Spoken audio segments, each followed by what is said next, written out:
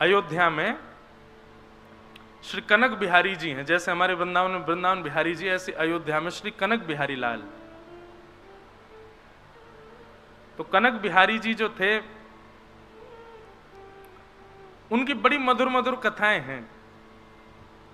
एक संत थे, वो वशिष्ठ कुल गोत्रीय थे, तो वो राम जी को अपना शिष्य मानते थे। एक वैष्णव रहते थे अयोध्या जी में, उनके कोई भाई बहन नहीं थे। बचपन में उन्होंने पूछा, सबके भाई होते, मेरे कोई भाई बहन नहीं है। तो उनके माता जी ने ऐसे सहज भाव से कह दिया, बोले राघव जी तुम्हारे भैया हैं और छोटे भैया हैं तुम्हारे। तो तब से ही राम जी को अपने छोटे भाई मानने लगे। रोज जाते इसी भाव से ही मिलने जाते कि मैं बड़ा भाई हूं, ये मेरे छोटे भाई हैं। कुछ दिन तक तो जाते रहे, लेकिन उनका भाव इतना प्रगाढ़ हो गया कि अब स्थिति ये हो गई कि जब वो मंदिर में जाते थे, किसी ना किसी रूप में बगल में बैठी हुई राम जी के श्री किशोरी जी या तो अपनो घूंघट आगे कर लेती, या फिर अपने आगे की जो दो पल्ले में किवाड़ होवे ना मंदिर के गर्भगृह की, तो वह किवाड़ को फेर देती। कैसे भी ना कैसे करके, जैसे बहू है ना, छोटी है, हमारे जेठ जी हैं, जेठ के सामने थोड़ा ना मुख ढकना चाहिए, तो सियाजू उस संबंध का निर्वहन करके उनको बताती हैं। एक दिन पुजारी जी भूल गए। अब तो थोड़े और आगे जब लीला बढ़ी, थोड़े बड़े हो गए, तो सबको पता चल गया कि भैया ये बड़े भैया के रूप में आते हैं, और सियाजू इनके सामने संकोच करती हैं। तो अपने आप ही पुजारी जी आधा गेट बंद कर देते थे, सिया जी छुप गए। तो वो दूर से ही कोने से खड़े होते, राम जी को आशीर्वाद दे, तो भैया ठीक रहो, सब आनंद रहो, तुम्हारो सब मंगल हो, कह के चले जाते। एक दिन पुजारी जी भूल गए, तो सीता जी ने स्वयं ही किवाड़ बंद कर दे, वो हमारे जेठ जी आए हैं। अच्छा, एक बात और बताएं, मानव संबंध निभाना नहीं जानता, हमारे ठाकुर जी संबंध निभाना जानते। आप बनाओ तो सही, निभावे की जिम्मेवारी उन पर ही छोड़ दी हो, वो निभावेंगे। आप बस संबंध बना लो, और संबंध बना करके बस ये प्रस्तुत कर देना प्रमाणित रूप से कि हाँ ठाकुर जी ये संबंध हमारा है आपसे, और वो प्रतीक्षा करना प्रमाणित ठाकुर जी करेंगे उसको। और ये बात बिल्कुल सत्य है, ठाकुर जी प्रमाणित करते हैं। अनेक लीलाएं हैं, अनेक कथाएं हैं। कहीं गुरु रूप में, दक्षिण भारत में हमारे गुरु परंपरा में, श्री रामानुज गुरु परंपरा में हमारे रामानुजाचार्य जी के ठाकुर जी से 4 संबंध हैं, पिता, पुत्र, गुरु और शिष्य। ठाकुर जी उनको अपना पिता भी मानते हैं, रामानुजाचार्य जी को। ठाकुर जी उनको अपना गुरु भी मानते हैं, ठाकुर जी उनको अपना पिता भी मानते हैं, ठाकुर जी अपना पुत्र भी मानते हैं। चारों संबंधों में विद्यमान। तो दक्षिण में एक ठाकुर जी का स्थान था संपत कुमार भगवान, अभी भी है संपत कुमार भगवान। तो संपत कुमार भगवान जो थे, कोई मुगल शासन के समय पर कोई मुगल गया, और मुगल जाकर के जैसे ही मंदिरों में जाते थे तोड़ फोड़ मचाने के लिए, तो मुगल जैसे ही वहां गया, संपत कुमार भगवान को मुगल की छोटी सी कन्या ने जैसे ही देखा, उसको लगा ये बहुत बढ़िया गुड्डा है, मेरे लिए ले चलो। राजा तो, मुगल तो अपने समय में कुछ भी करते थे, और बेटी की प्रसन्नता के लिए संपत कुमार भगवान को मंदिर से निकाल करके वो दिल्ली ले आए, और बेटी अपने पास रखती, ये मेरा गुड्डा है, उसी को नहलाती खिलाती पिलाती, उसी के संग रहती। वो तो साक्षात ठाकुर जी हैं। एक दिन रात्रि में रामानुजाचार्य जी शयन कर रहे थे, संपत कुमार भगवान स्वप्न में प्रकट हो गए। प्रकट होकर बोले, तुम आराम फरमा रहे हो, आनंद कर रहे हो, और यहाँ पे हमको ये मुगल लोग ले आए हैं गुड्डा समझ करके, इनकी बेटी हमारे संग में ऐसे खेलती है जैसे गुड्डा गुड़िया का खेल। ठाकुर जी, रामानुजाचार्य जी बोले, भगवान आज्ञा करो, क्या करें? बोले, आज्ञा क्या करें, जल्दी आओ, हमको लेके जाओ यहां से। तो रामानुजाचार्य जी अपने हजारों शिष्यों के साथ दिल्ली आए, और दिल्ली में उस बादशाह के दरबार में जाकर के स्वामी श्री रामानुजाचार्य जी ने निवेदन किया, हमारे ठाकुर जी को तुम्हारी बेटी गुड्डा मान करके अपने संग ले आई है। हमारे ठाकुर जी हैं, वो कोई गुड्डा गुड़िया नहीं है, उनको हमको वापस कर दो। और जो मुगल राजा था वो कहने लगा, बोले कि मैं कैसे मानूं, वो तुम्हारे ठाकुर जी हैं। और भाई तुम लोगों के यहाँ तो ऐसा भाव है ना कि ठाकुर जी किसी से ज्यादा रीझ जाए तो उसके पास चले भी जाते हैं, खा भी लेते हैं, पी भी लेते हैं, आनंद करते हैं। यदि तुम्हारे ठाकुर जी हैं तो तुम यहीं खड़े खड़े बुला दो, वो अपने आप कमरे से निकल के आ जाएं। यदि वो आ जाएंगे तो तुम ले जाना, और यदि वो नहीं आए तो चुपचाप यहां से चले जाना। ठाकुर जी को वो जो भी हैं वो यहीं रहेंगे, मेरी बेटी खेलती है उनके साथ। रामानुजाचार्य जी वहीं बैठ गए, नेत्र बंद करके ध्यान किया संपत कुमार भगवान का, और कहा, हम हजारों किलोमीटर पैदल चल करके दिल्ली तक आ गए हैं, अब आप कृपा करो, आप कक्ष से निकल करके बाहर आ जाओ, अपनी प्रभुता प्रस्थापित करो, चलो हमारे साथ। नेत्र बंद करके प्रार्थना की तो ठाकुर जी उनके चित्त में आकर के कहने लगे, बोले ये कलयुग है, और कलयुग में मैं अर्चक के अधीन होता हूं। अर्चक चाहेगा तो सोऊंगा, अर्चक चाहेगा तो उठूंगा, अर्चक खिलाएगा तो खाऊंगा, अर्चक नहलाएगा तो नहाऊंगा। मैं अपने योग बल से कुछ नहीं करता हूं, मैं अर्चक के अधीन होता हूं। आप ही कक्ष में आइए, मुझको लेकर के जाइए। और जब ठाकुर जी इतना प्रवचन सुनाने लगे तो रामानुजाचार्य जी को गुस्सा आ गया ठाकुर जी पे। बोले, हम इतने 1000 किलोमीटर पैदल चल के आ गए, वैसे आपको कुछ भी करना हो तो उसमें कोई विधान नहीं आपका है, बलि के यहाँ जाके 2 पग से 3 लोग नाप लेते हैं, खुद के मन में आ जाए तो कुछ भी करोगे, लेकिन हम कह रहे हैं तो अब आप यहाँ पे आकर के, मैं तो अर्चक के अधीन हूं, वो चाहेगा तो ही चलूंगा, वही चाहेगा तो ही करूंगा, बैठे रहो यहीं पे, हम जा रहे हैं वापस यहां से। ठाकुर जी पर जब थोड़ा क्रोध किया तो ठाकुर जी को ऐसा भाव आया कि ये मेरे पिता हैं और मैं इनका पुत्र हूं, और उसी भाव से देखते ही देखते बादशाह के सामने अपने आप संपत कुमार भगवान की प्रतिमा चल करके आई मूर्ति, और कमरा से बाहर आकर के श्री रामानुजाचार्य जी की गोद में आकर के विराजमान हो गया। रामानुजाचार्य जी ठाकुर जी को हृदय से लगाए, बादशाह भी नतमस्तक हो गया, और रामानुजाचार्य जी ठाकुर जी को लेकर के आए, पुनः मंदिर में स्थापित किया, उनका प्राण प्रतिष्ठा हुई। प्राण प्रतिष्ठा महोत्सव के बाद देखा तो वो राजा बादशाह जो था वो अपनी सेना और अपनी पुत्री के साथ द्वार पर खड़ा था। रामानुजाचार्य जी बोले, आप क्यों आए हैं? बोले, महाराज मेरे जीवन में मेरी सबसे बड़ी प्रसन्नता केवल मेरी बेटी की प्रसन्नता, और जब से आपके ठाकुर जी चले गए मेरी बेटी बहुत रोती है, आप कृपा करो भगवान, मेरी पुत्री को एक बार उनका दर्शन करा दो। रामानुजाचार्य जी उस बालिका को दूर मंदिर के दूर से ही, जैसे ही गर्भगृह में बैठे संपत कुमार भगवान को दिखाया, ठाकुर जी के मुख पर मुकुट देख करके, शंख चक्र गदा पद्म चतुर्भुज रूप में ठाकुर जी का दर्शन करके, उस बादशाह की जो पुत्री थी उसने वहीं प्राण त्याग दिए ठाकुर जी को देखते देखते। रामानुजाचार्य जी के चित्त में भाव आया, बोले कि ये ठाकुर जी को नहीं, ठाकुर जी इसको स्वीकार कर चुके हैं। और तभी उन्होंने टर्की अंबा, वो टर्की का था राजा, तो आज भी दक्षिण में मां को अंबा बोलते हैं, तो टर्की अंबा करके छोटा सा विग्रह ठाकुर जी के बगल में स्थापित किया, उस बादशाह की पुत्री का। और आज भी साल में एक दिन आता है, उस दिन ठाकुर जी का उस कन्या से विवाह होता है, और ठाकुर जी उस दिन पठानी कपड़े पहनते हैं, क्योंकि वो टर्की के बादशाह की पुत्री है। मैं दर्शन तो नहीं किए, लेकिन मैंने कथा सुनी। तो मैं क्या कहना चाहता हूं, आप संबंध बनाओ, निभाने की जिम्मेवारी ठाकुर जी पर छोड़ो, वो निभाएंगे, और ये निश्चित निभाएंगे। ठाकुर जी बड़े दयालु, ठाकुर जी बड़े कृपालु।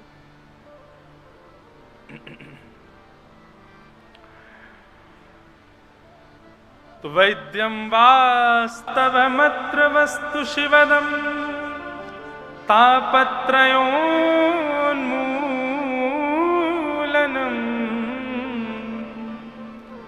श्रीमद्भागवते महामुनिकृते किं वा परैरीश्वरः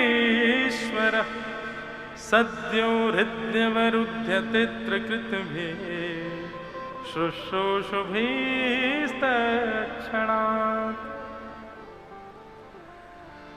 ऐसे श्रीमद् भागवत का आश्रय लेकर के विषय, अधिकारी, संबंध, और चौथा भाव था प्रयोजन। प्रयोजन क्या है? बोले तापत्रयोन्मूलनम। एक बात बहुत ध्यान से सुनिएगा, आप यदि स्वयं को वैष्णव मानते हैं, आप यदि स्वयं को भक्तों की गणना में गिनते हैं, तो आपकी स्थिति ऐसी होनी चाहिए, तापत्रयोन्मूलनम, मतलब फिर जितने भी ताप हैं उन तापों से आपको संकट नहीं होना चाहिए, आपको पीड़ा नहीं होनी चाहिए। बंधुओं, भक्त का मतलब केवल भेषधारी हो जाने से नहीं होता है। भक्त का मतलब बहुत कथाएं और बहुत अध्ययन करने मात्र से नहीं हो जाता है। आपके स्वभाव में दिखना चाहिए कि आप भक्त हैं। और स्वभाव में सबसे सुदृढ़ता क्या है, क्या दिखना चाहिए? कैसी भी स्थिति परिस्थिति हो, आपको उससे कोई फर्क ना पड़े, तब समझो कि आप वैष्णव। माफ कीजिएगा, दाल खाते समय यदि नमक कम आपको पता चल जाता है तो आप भक्त नहीं हो। रोटी पाते समय आपके मन में यह भाव आ जाता है, अरे राम राम ठंडी सी हो गई है, तो समझो अभी आप भक्त नहीं हो। रबड़ी खाते समय यदि आपको इतना भान हो जाता है कि इसमें मिठास कम है, तो अभी आप भक्त नहीं हो। मैंने तो केवल जीव की बातें करी हैं, प्रत्येक इंद्रिय के प्रति यह भाव होना चाहिए। चलो देखो, अब आप कहोगे महाराज खुद तो 2 एसी लगा के बैठे, हमको समझा रहे हैं, आके देख लो इनमें से हवा कुछ नहीं आ रही है बल लगे हुए हैं ये। पर सत्य बताएं, गर्मी का अनुभव कब तक होता है? जब तक कथा शुरू नहीं हो जाती। जैसे ही बोलना प्रारंभ करते हैं, उसके बाद सही बता रहे हैं, हमको पता ही नहीं चलता कि यहां से हवा आ रही थी कि नहीं, कहीं से पसीना आ रहा था। और तो और क्या बताएं, हमको संसार में सबसे ज्यादा भय केवल एक वस्तु से लगता है, और मैं काम कर रहा हूं कि उस भय से मैं जल्दी निवृत्त हो जाऊं। और वो भय है, मुझको छिपकली नहीं दिखनी चाहिए, बस वो अगर दिख जाए तो मैं। लेकिन व्यासपीठ पे कई बार वो भी दिखी है, और कथा करते करते ये मॉनिटर रख रहे थे, इसके ऊपर ही बैठी थी, 4 घंटा बैठी रही और मैंने कथा करी प्रेम से। ये बात तो अनुभव में आई कि जितनी देर भगवत सन्निधि में रहते हैं, उतनी देर संसार का भय हो, संसार का सुख हो, संसार की किसी भी प्रकार की व्यवस्था, अवस्था, अव्यवस्था आपको विचलित नहीं करती है। परंतु भगवत संबंधी नहीं, हर स्थिति में हम ऐसे हो जाएं, हमको किसी भी प्रकार की किसी भी अव्यवस्था व्यवस्था से कोई प्रभाव हमारे ऊपर ना हो, तब समझो हम भक्त हैं, हम वैष्णव हैं। तब समझो भक्ति अब आ रही है। हाँ, इसका मतलब ये नहीं है कि प्याज लहसुन नहीं खाते, कहीं प्याज लहसुन का मिले तो महाराज जी तो कह रहे थे कुछ फर्क नहीं पड़ना जी, खा लो, ऐसा नहीं। हाँ, तामसिकताएं जो हैं, दूषित वस्तु जो है, भगवत निवेदित जो वस्तु नहीं हो सकती, उनसे तो बचना ही है। पर किसी भी प्रकार की स्थिति आपके चित्त को हिला ना सके, आपके चित्त को विचलित ना कर सके, तापत्रयोन्मूलनम। ये तो मैंने अब व्यवस्था और आदि आदि वस्तुओं की बात की, पर जीवन में आने वाले संकटों का भी ज्यादा प्रभाव नहीं। जैसे कि हमारे श्री कुंभन दास जी, अष्ट सखा श्री कुंभन दास जी, मेरे को बहुत प्रिय लगते हैं श्री कुंभन दास। कुंभन दास जी के जीवन चरित्र में वर्णन आता है कि कुंभन दास जी तिलक जब करते थे ना, उनके पास आरसी नहीं थी, शीशा नहीं था। एक कठौते में जल भरते और जल में छाया देखते अपने मुख की, तब तिलक लगाते थे, तब स्वरूप करते थे। कुंभन दास जी इतने दुर्बल थे कि उनके पास बैठने के लिए अच्छा वाला आसन नहीं था। गायों को खिलाने वाली घास फूस आदि जब सूख जाती, उसी से ही सुंदर कुशा का एक आसन बनाते, उस पर बैठते थे। कुंभन दास जी की स्थिति ऐसी थी कि राजभोग तो मंदिर में पाते थे, पर साईं के प्रसाद की कोई ठिकाना नहीं होता था कि घर पे बन पाएगा क्या। ऐसी स्थिति में श्री कुंभन दास जी थे, लेकिन कभी भी अपने चित्त से ठाकुर जी से शिकायत करियो कभी नहीं, निरंतर भजते थे ठाकुर जी को।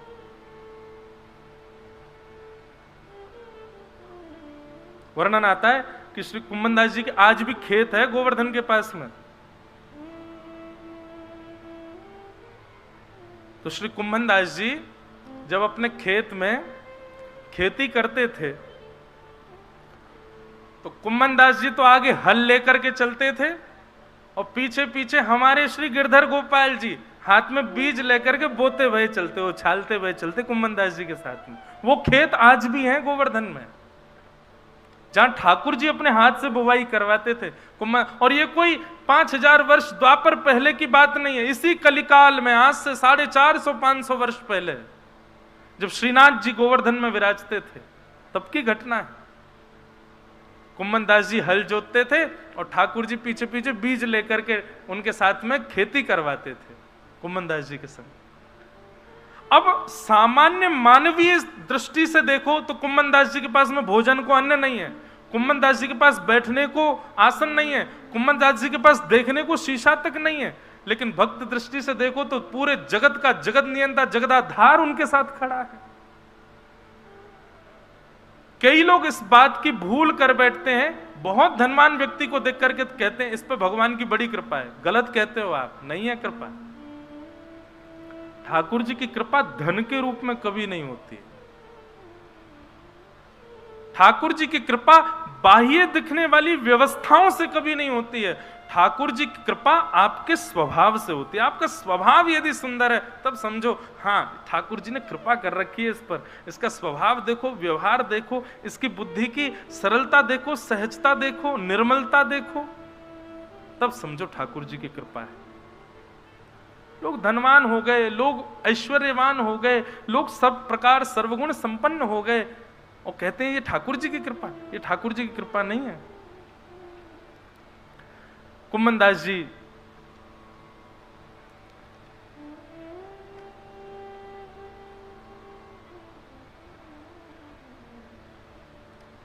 खेती करते, ठाकुर जी पीछे लिए लिए उनके साथ खेती करवाते।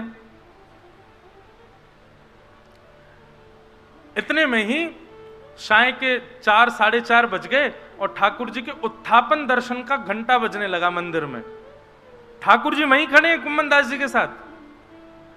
ठाकुर जी वहीं खड़े हैं, संध्या का दर्शन का घंटा बजने लगा मंदिर में और कुम्मन दास जी हल आदि छोड़ करके दौड़े और कुआं से जल्दी जल निकाला, अपने पांव धोने लगे, हाथ पोंछने लगे, मुख पर जल डालने लगे। ठाकुर जी बोले ए कुम्मना क्या कर रहा है? ए सुनना रे, मंदिर को घंटा बज गो, दर्शन करवे जाऊंगो।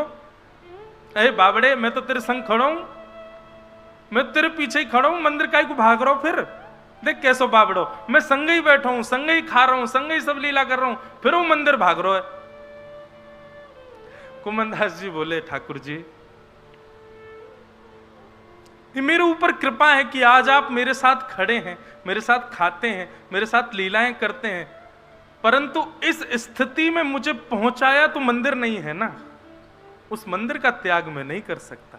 जिस स्थिति, जिस मंदिर ने आपको इस योग्य मुझे बनाया, पहले आप नहीं आते थे तब आप मुझे वहीं मिलते थे, पहले जब आप मेरे साथ नहीं रहते थे तब मैं आपको वहीं देखता था, और आज आप मुझे मिल गए तो मैं उस स्थान का त्याग क्यों कर दूं?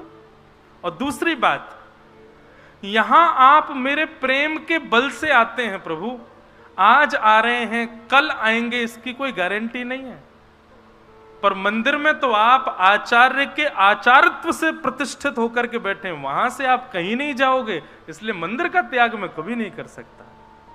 ठाकुर जी संग खड़े तब भी कुम्मन दास जी मंदिर भागते कि मैं मंदिर में दर्शन करूंगा। वही श्याम सुंदर जो अभी अभी हल चलवा करके आए हैं, उन्हीं के सामने जाते, किसी में प्रचार नहीं करते कि देखो मेरे संग अभी हल जुतवा के आयो, मेरे संग अभी खेत जुतवा के आयो, ऐसा नहीं कहते। जाते ही सीधे उसी भाव से दर्शन करते जैसे मानो 4-5 दिन बाद या 4-5 महीने बाद किसी वैष्णव को दर्शन हुआ हो। दोनों भुजाएं उठा लेते, नेत्रों से आंसू गिरने लग जाते, एक खंभ की टेक लेकर के वहीं खड़े खड़े पद सुनाते ठाकुर जी को गा के। कुम्मन दास जी गाते हैं, बहुत सुंदर भाव।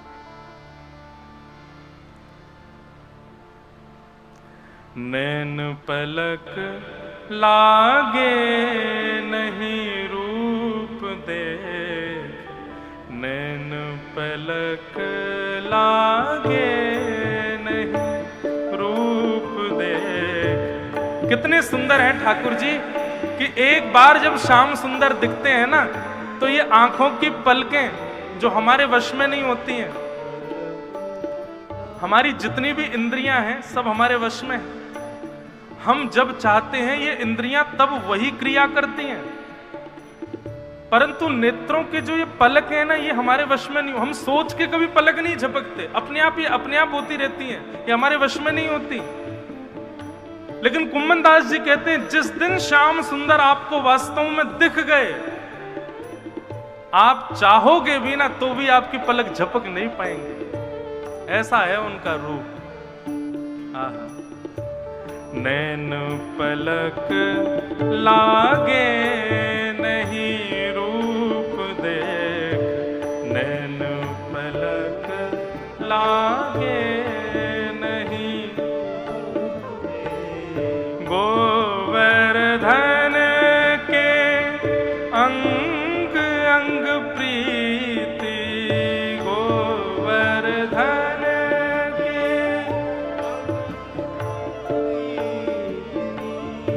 गोवर्धन के अंग अंग प्रति, गोवर्धन के अंग अंग प्रति, निरखी नैन मन रहत नहीं, निरख नैन मन रहत नहीं, नैना पलक लागे नहीं रूप देख, नैन पलक लागे नैन पलक लागे नहीं रूप देख, नैन पलक लागे। बंधुओं, कभी कभी इन पदों को पढ़ते हैं तो हमको लगता है कि हमने तो दर्शन किया ही नहीं अभी तक। हम राधा रमण जी का दर्शन करने जाते हैं और चंद मिनटों में दर्शन करके फिर निकल भी आते हैं। इसका मतलब क्या है?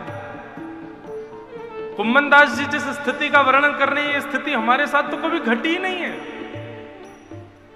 नैन पलक लागे नहीं रूप देख, गोवर्धन के अंग अंग प्रति, निरख नैन मन रहत नहीं।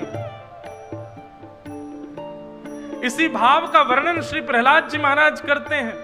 जब नृसिंह भगवान ने पूछा कि तुमको मेरे रूप से डर नहीं लगता, तब प्रहलाद जी कहते हैं ठाकुर जी मैंने पहले से ही विचार किया था कि जिस दिन आप आओगे आपके पैर के नख से लेकर के आपके मुख तक एक एक रों का दर्शन करूंगा। पर क्या करूं भगवान, जब से आप पधारे हो ना, मेरे नेत्र आपके पैरों से ऊपर जा ही नहीं पाए। मैं जब से आप आए हो आपके चरणों को ही देख रहा हूं ठाकुर जी। आपके चरण ही इतने सुंदर हैं कि उनसे नेत्र में हटा नहीं पा रहा हूं। या तो बंधुओं हम लोगों ने अभी तक ठाकुर जी को देखा नहीं है, हमारी स्थिति वैसी भई नहीं है। अगर है जाती ना तो ये पद जो हम गा रहे हैं ये हमारे साथ घटता।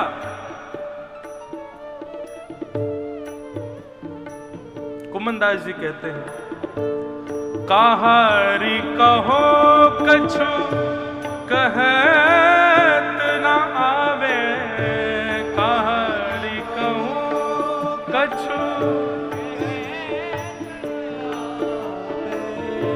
कहारी कहो कछु कहत न आवे, कहारी कहो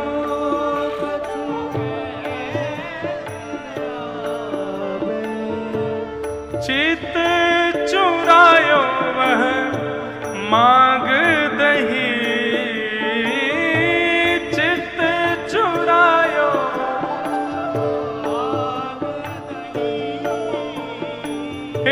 चित चुरायो वह मांग दही,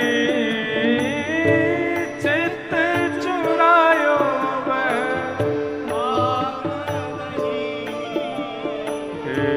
नैन पलक लागे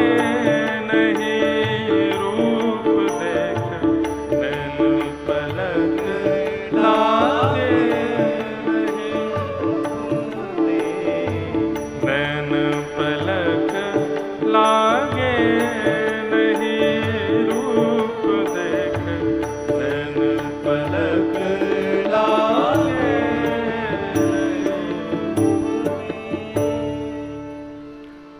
कुंभन दास दरस कर, कुंभन दास प्रभु के मिलवे की, सुंदर बात सबसों कही। 5 मिनट पहले ही जो क्रीड़ा करके आए हैं ठाकुर जी, उन्हीं ठाकुर जी का वही श्रृंगार है, वही स्वरूप है, वैसे ही सब कुछ है। वही ठाकुर जी जब जाकर के गर्भगृह में विराज गए तो श्री कुंभन दास जी बिल्कुल ऐसे हो जाते हैं जैसे बिल्कुल अभी अभी देखा हो।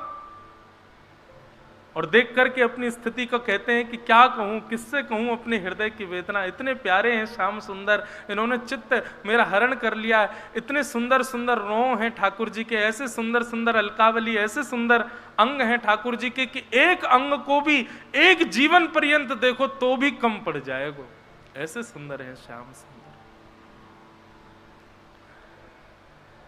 कुंभन दास जी का प्रसंग हमने क्यों उठाया था? कुंभन दास जी की भक्ति सुन ली, और कुंभन दास जी की स्थिति क्या थी कि घर में तिलक लगाने को शीशा भी नहीं है, बैठने के लिए आसन भी नहीं है, प्रसाद पाने के लिए अन्न भी नहीं है। वो है श्री कुंभन दास। लेकिन कभी भी अपनी स्थिति के चलते ठाकुर जी से कभी याचना की हो या अपनी स्थिति की उनको पीड़ा कभी हुई हो, ऐसा कभी नहीं हुआ। इसको कहते हैं तापत्रयोन्मूलनम।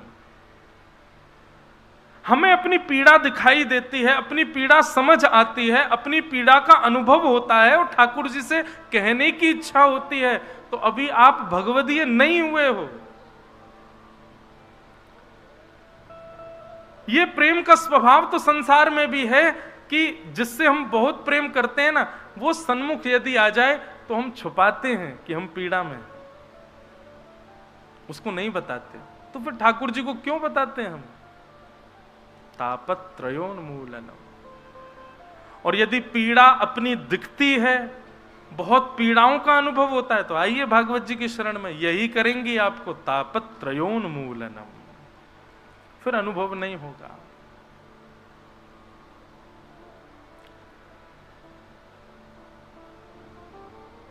ये भागवत का चौथा लक्षण है, प्रयोजनम तापत्रयोन्मूलनम।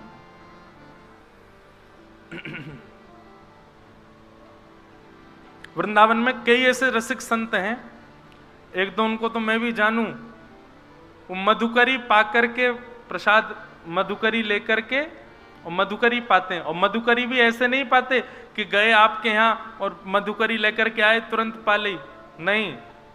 हमारे घर के बगल में, बिल्कुल बगल में ही है भागवत निवास, वहां के कई संत पतो कहा करें, मधुकरी लेकर के जाएंगे और फिर ब्रज की रज में गड्ढो करेंगे और जितनी मधुकरी लेके आए सब्जी अलग करके रोटी इनको वहां में गड्ढे में गाड़ देंगे भीतर ब्रज की रज में ही, और फिर नाम जप करेंगे। जब नाम जपते जपते जपते नेक भूख तेज है जाए, तब वही रज को हटाए के वहां में तो रोटी निकाल के वाकू झाड़ के वाकू पाले।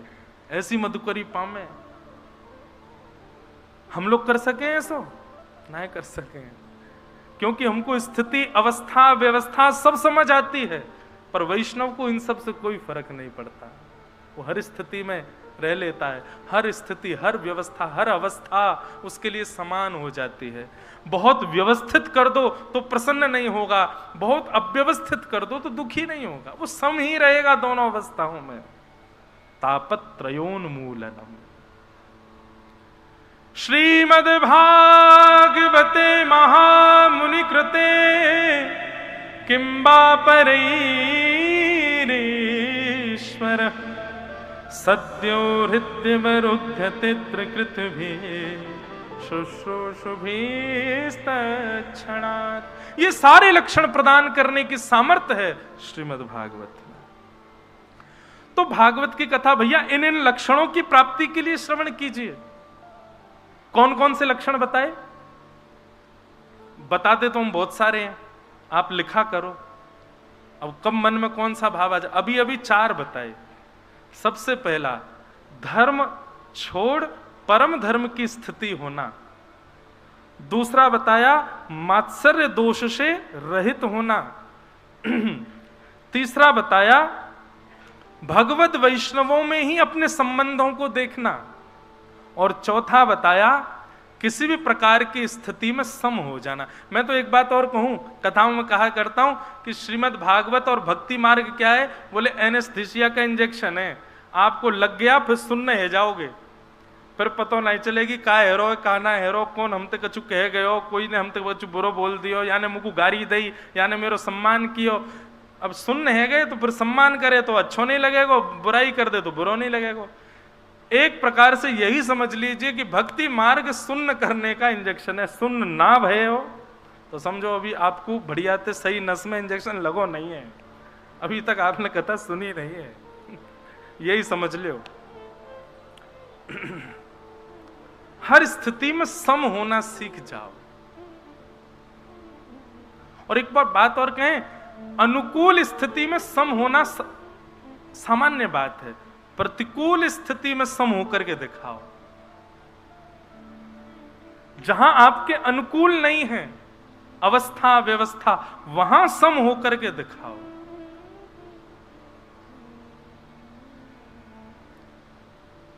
भक्ति बड़ी कठिन है, जिसको हम बड़ी आसानी से कर रहे हैं और दिखा रहे हैं कि देखो हम भक्त हैं, बहुत कठिन। इस प्रकार श्रीमद् भागवत का मंगलाचरण गाया गया। 2 श्लोक हुए, अब तीसरा श्लोक।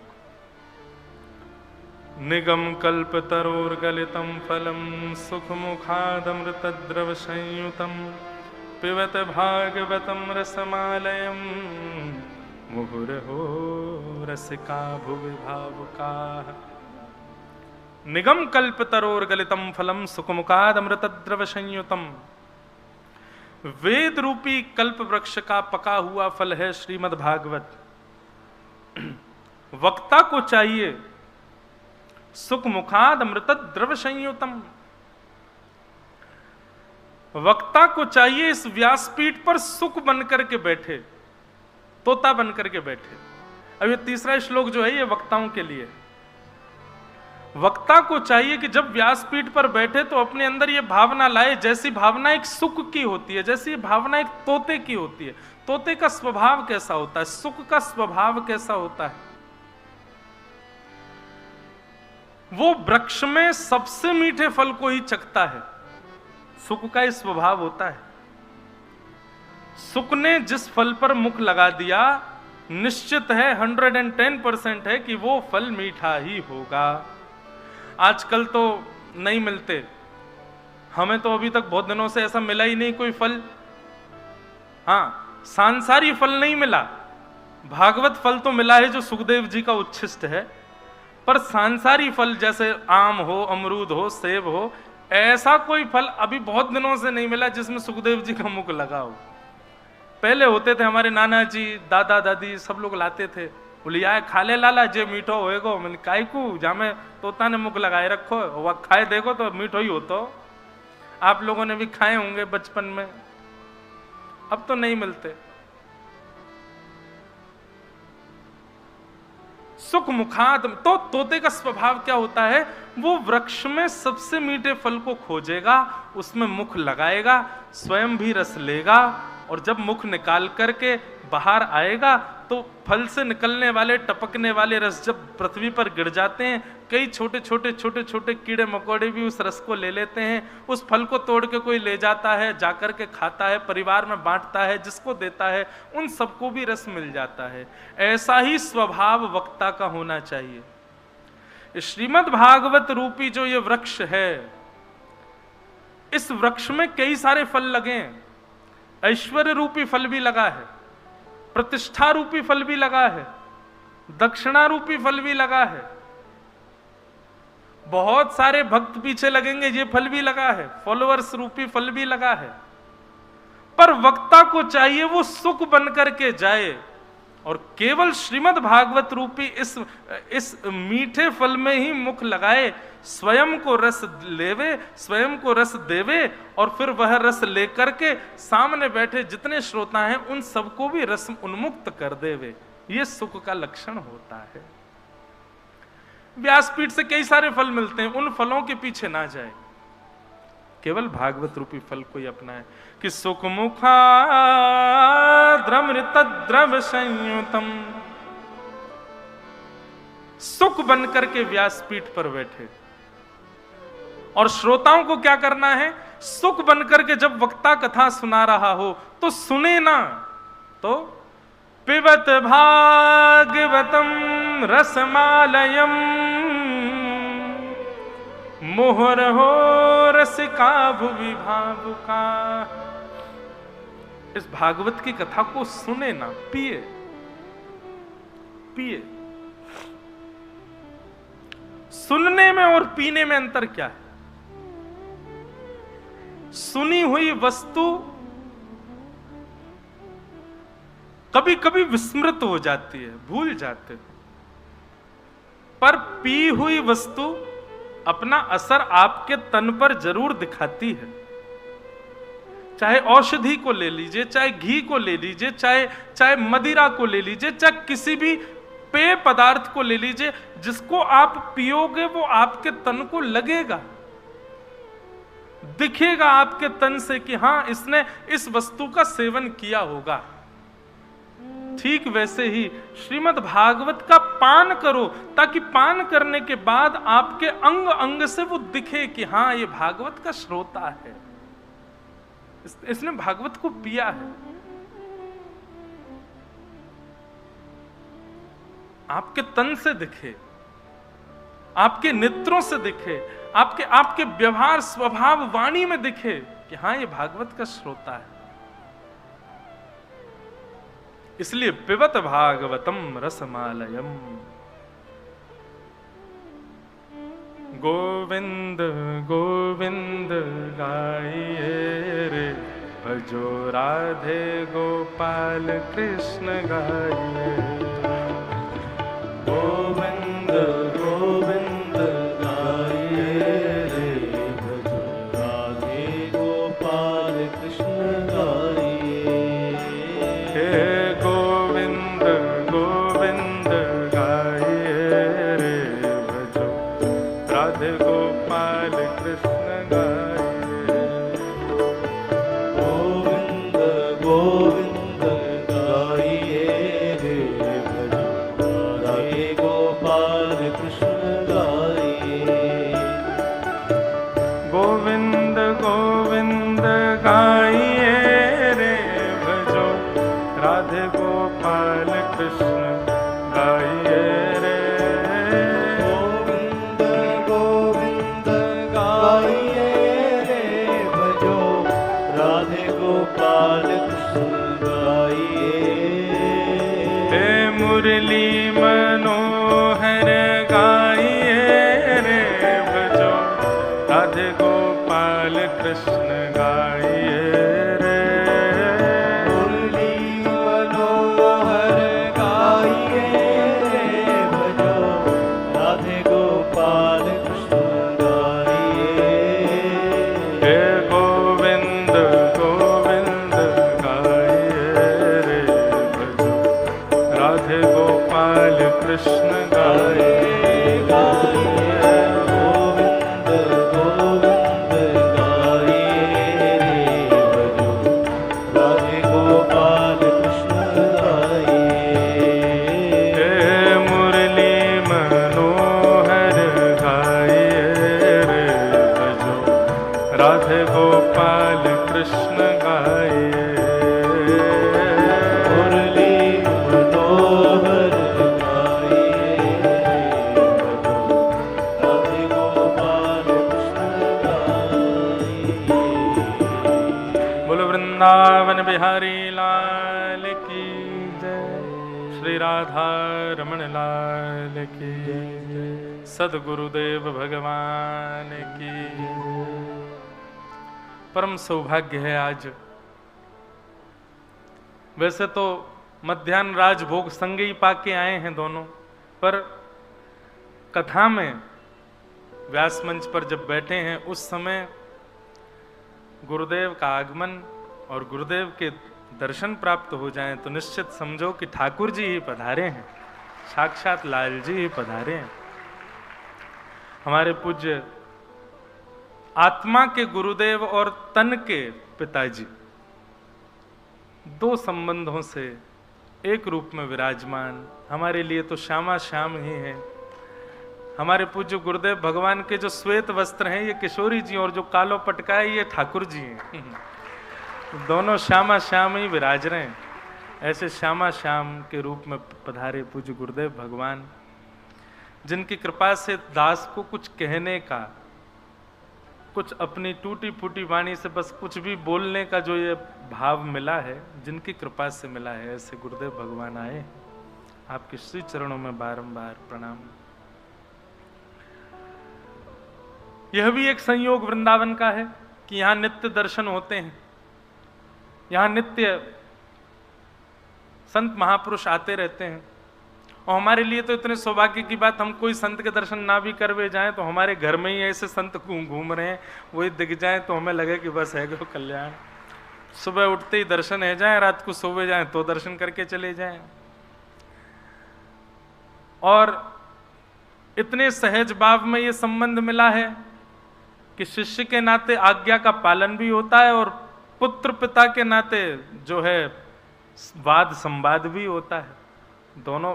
क्योंकि केवल गुरु का संबंध एक जगह हो तो वहां तो संकोच होता है कि हम गुरु जी से कैसे बोले, पर संकोचवश कई कई जगह रुक जाते हैं, लेकिन कई जगह पुत्र होने के नाते अपना भाव भी रख देते हैं। तो दोनों भावों से जो संबंध निर्वहन होता है, बड़ी कृपा है। हम तो कभी कभी कथाओं में मैं कहता हूं कि ठाकुर जी ने कितनी कृपा करी।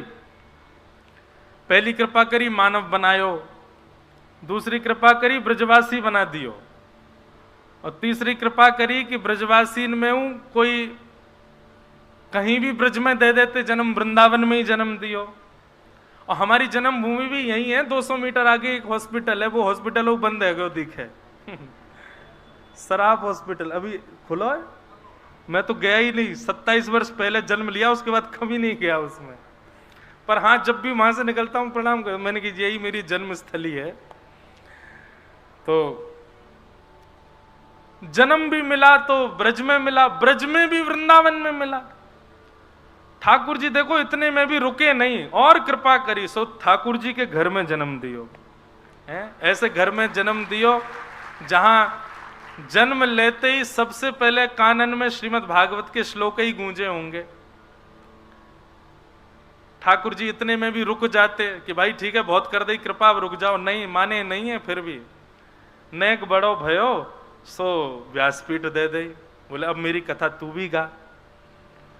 इतने सब अनुग्रह करवे के बाद भी ठाकुर जी माने नहीं, और कृपा कर दी, बोले नहीं अब मेरी सेवा और कर। तो गिरधर लाल जी आ गए, वो सेवा भी करा रहे हैं। बड़े कृपालु हैं भैया ठाकुर जी, सब पे अनुग्रह करें, सब पे कृपा करें। बस ठाकुर जी से प्रार्थना है ये अनुग्रह, ये कृपा सदैव बनाए रखें। वैसे तो निर्गुण भक्त जो होता है ना, वो इस कृपा की भी कामना नहीं करता ठाकुर जी से। वो क्रम जब आएगा ना, सात्विक रजोगुणी सात्विक निर्गुणी आदि भक्तों के, तब उस क्रम का मैं विस्तार करूंगा। वो मुक्ति की भी कामना नहीं, हम भी नहीं करते मुक्ति कामना। हम तो एक बात कथा में कहते हैं कि अगर ठाकुर जी मुक्ति देंगे भी ना तो वैकुंठ जाएंगे, ये तो निश्चित है कि वैकुंठ तो मिलेगा। कथा इतनी गा रहे हैं तो इतनी तो कृपा कर ही देंगे, ठाकुर जी वैकुंठ बुलाएंगे। पर वैकुंठ बुला के हम ठाकुर जी से कहेंगे ठाकुर जी हमको ऐसे ही वैकुंठ में बैठवे के काजे मत बुलाओ। ठाकुर जी ने कहा करेगा, बोले आपको कथा सुनाऊंगा आपकी, और ठाकुर जी को बैठा के उन्हीं की कथा फिर ठाकुर जी को सुनाएंगे। हम सत्य बताएं, हमारी यही इच्छा है कि श्यामा श्याम सामने बैठे और उनकी कथा उनको सुनाई जाए। अभी तो हम लोग विचार करें अपने मन में कि ठाकुर जी ने ऐसे किया होगा, ऐसे किया होगा। वहां तो कथा कहते कहते पूछ लूंगा, श्री जी बताइयो ठाकुर जी ने ऐसा किया हो। ठाकुर जी से पूछ रहे हैं बताइयो श्री जी ऐसा कर रहे हैं, कितना आनंद आवेगा। और फिर जब कथा पूरी हो जाएगी ना, सो श्री जी और ठाकुर जी आएंगे, हाँ भैया कथा पूरी हो गई, तो हम कहेंगे लाओ दक्षिणा दो। ठाकुर जी कहेंगे लो दक्षिणा। हमने की दक्षिणा हमारे मन की होनी चाहिए। क्या? बोले फिर से वृंदावन भेज दो, फिर से ब्रज में भेज दो। और फिर से हमको ठाकुर जी को ही पुत्र बनाए दो, फिर से व्यास बना दो, फिर से लाल जी की सेवा दे दो, फिर से वृंदावन दे दो, ये दक्षिणा दो। हमने पहले ही सोच रखी है क्या करना है। आप सब भी सोच के रखो आगे को कहाँ नियम बनाना है। ये भजन वजन से मुक्ति तो मिलेगी, लेकिन ठाकुर जी मिलेंगे तो कहाँ करोगे, उनसे बैठ के कैसे चर्चा करोगे, कहाँ भाव रखोगे। सब गोपनीय रखो, थोड़े थोड़े भाव, हमारी तरह नेक नेक भाव ही बताओ, बाकी सब तो अंतरंग भाव रखो, गोपनीय रखो। कैसे कैसे करोगे। 7 दिन कथा होगी, हमारे यजमान ठाकुर जी बनेंगे, कितना आनंद आवेगा। ठाकुर जी तिलक करवे आए करेंगे मंच पे, जैसे यजमान आते हैं, माला पहनाए करेंगे, फिर आरती किया करेंगे भागवत जी की। कैसे देखो करेंगे ठाकुर जी। इन सब कथाओं का एक ही फल चाहिए कि हमको शाम शाम को कथा सुनानी है, वो कथा सुने।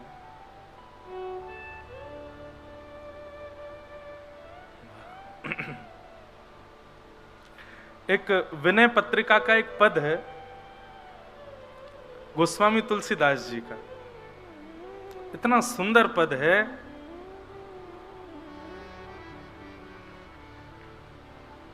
भक्त के अंदर भी तनिक चतुराई होनी चाहिए। जैसे हमारी चतुराई की हम दक्षिणा वृंदावन मांगेंगे, ऐसी चतुराई ठाकुर जी से भक्ति मांगवे की हो तो अच्छा है।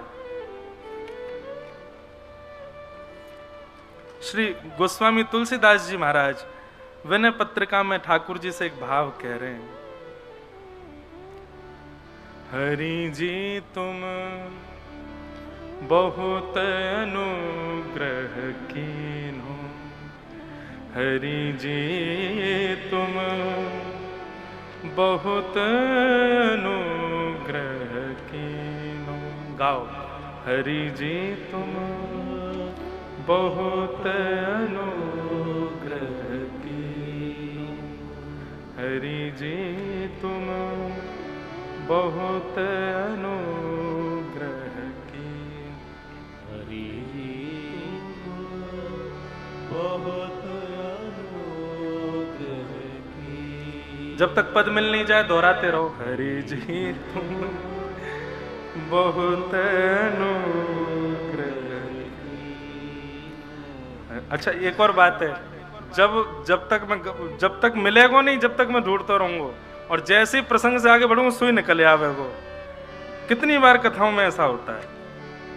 हरि जी तुम बहुत अनुग्रह कीन्हो, हरि जी तुम बहुत अनुग्रह कीन्हो, प्रभु जी तुम बहुत अनुग्रह कीन्हो, प्रभु जी तुम बहुत अनुग्रह कीन्हो, हरि जी तुम बहुत अनुग्रह कीन्हो, हरि जी तुम बहुत अनुग्रह कीन्हो। अब तो मिले कोई नहीं, जन कहाँ गए हो।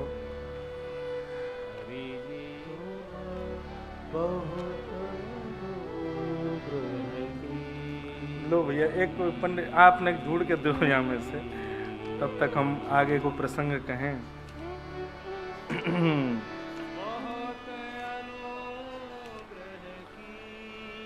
हरि तुम बहुत अनुग्रह कीन्हो, हरि जी तुम बहुत अनुग्रह। गोस्वामी तुलसीदास जी महाराज कह रहे हैं ठाकुर जी आपने मुझ पर बहुत बड़ा अनुग्रह किया है, आपने मुझ पर बहुत बड़ी कृपा की है, लेकिन ये कृपा आपने अपने मन से करी है, मेरे मन से नहीं करी है। मैं भी कछु चाहूं नाथ आपसे, और वो जो चाह रहे हैं ना, इतना सुंदर पद है। कभी ठाकुर जी से अभी मिल जाएगा तो गाएंगे आगे। तो हम तो यही भाव रखते हैं ठाकुर जी आपने इतना अनुग्रह किया है, इतने सब कृपाएं करी हैं, बस एक कृपा और कर दी हो, एक बार हमसे कथा सुन लो यजमान बन के, और फिर दक्षिणा में वृंदावन दे दियो।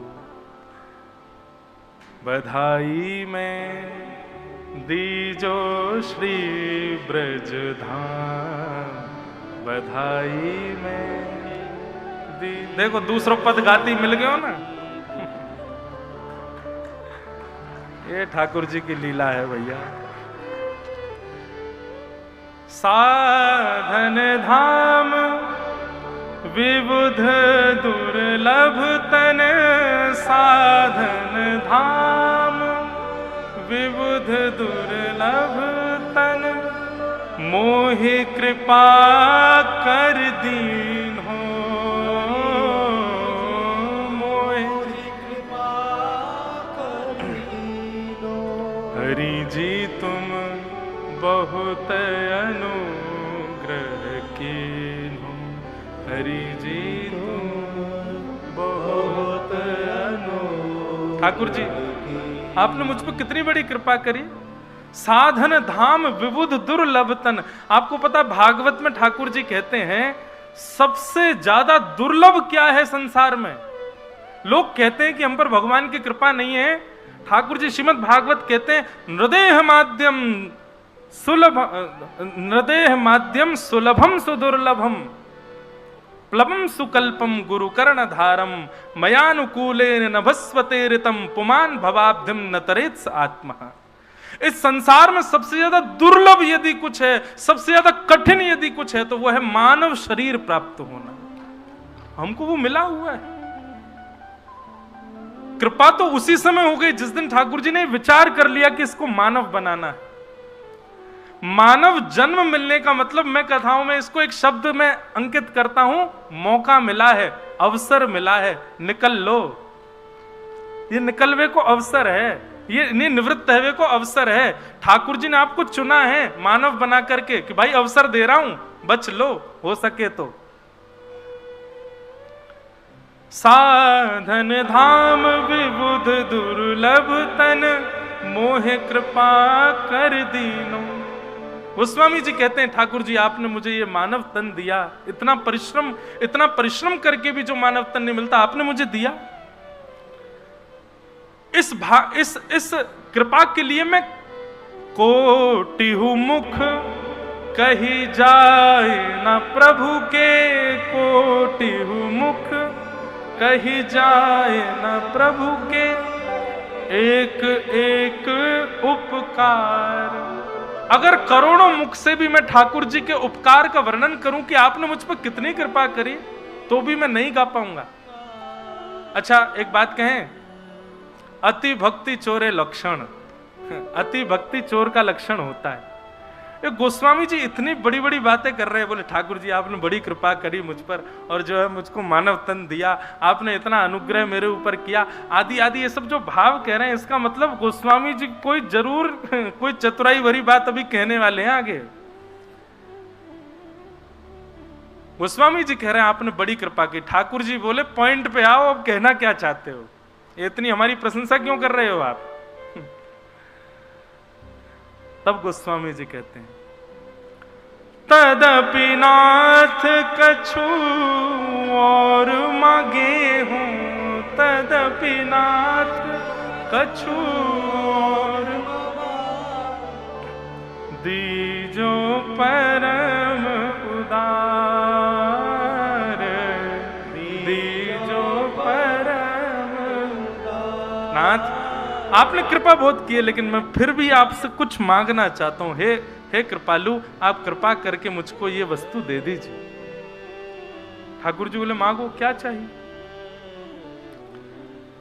तो फिर गोस्वामी जी एक स्थिति बता रहे हैं, क्या विषयवारी मन मीन भिन्न नहीं, विषयवारी मन मीन भिन्न होत कबहू पल एक, होत कबहू पल एक।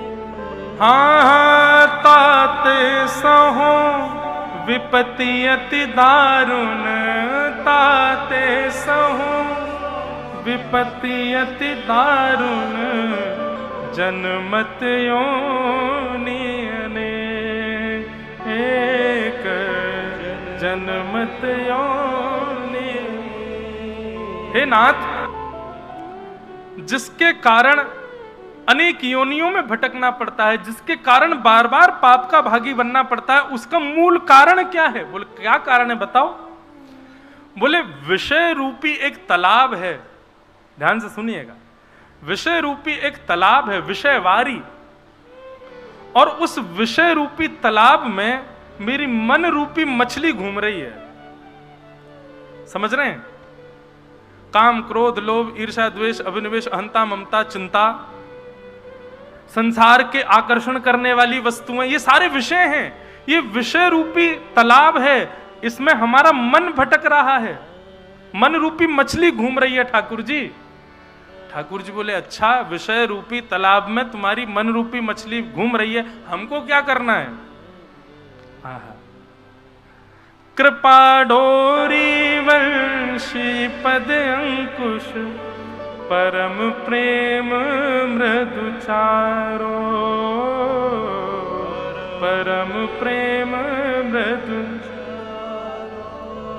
एह विधि वेधि हरहूं मेरो दुख, एह विधि वेधि हरहूं मेरो दुख, कौतुक राम तिहारो, ओ कौतुक हरि जी तुम बहुत अनुग्रह कीनो, हरि जी बहुत अनुग्रह कीनो। हे ठाकुर जी, इस विषय रूपी तालाब में मेरी मन रूपी मछली भटक रही है, कभी किसी विषय में जाके टकराती है, कभी किसी विषय में उलझ जाती है, कभी किसी विषय के आश्रय में आ जाती है। ठाकुर जी आप एक कृपा कर दो। बोले क्या करूं?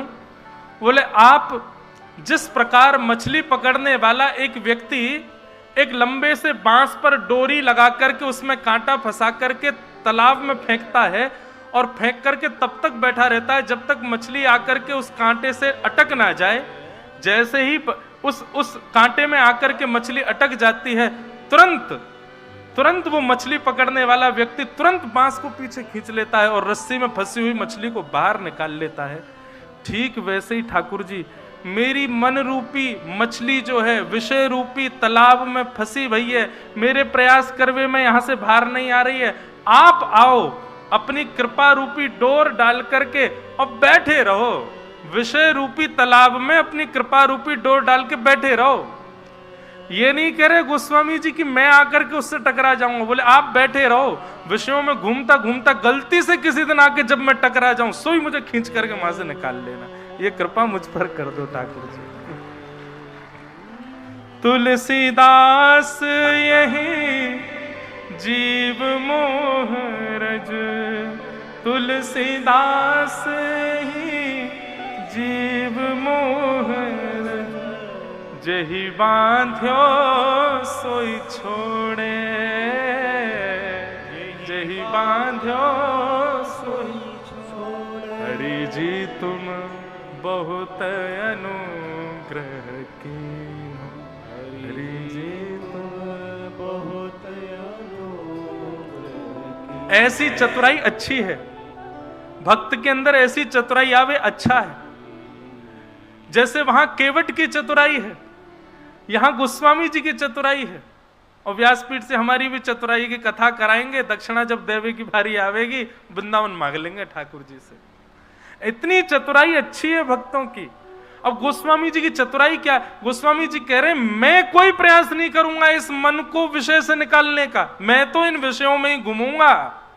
आप आओ और आकर के अपनी कृपा रूपी डोर डाल करके, जैसे एक मछली पकड़ने वाला इंतजार करता है, प्रतीक्षा में बैठा रहता है कि मछली कब फंसेगी, कब फंसेगी, कब फंसेगी, और ठाकुर जी कितना तत्पर बैठता है। वो मछली आकर के जैसे ही फंसती है उसको जरा सा आभास होता है कि मछली फंस गई, तुरंत निकाल लेता है कि कहीं दोबारा नहीं भाग जाए। ऐसे ही ठाकुर जी मेरा मन विषय में घूमता घूमता घूमता घूमता किसी दिन आपकी कृपा की डोर से फंसे भी ना, स्पर्श मात्र हो जाए, आप तत्परता रखना, तुरंत निकाल लेना मुझे विषय से, अपने चरणों में ले लेना नाथ। ऐसे गोस्वामी जी, इतनी चतुराई अच्छी है। वैसे तो मैं कहता हूं कि भक्तों को चतुर नहीं होना चाहिए, सीधा होना चाहिए, सरल होना चाहिए, सहज होना चाहिए, पर जब अपनी कृपा पे बात आ जाए तो इतनी चतुराई अच्छी है।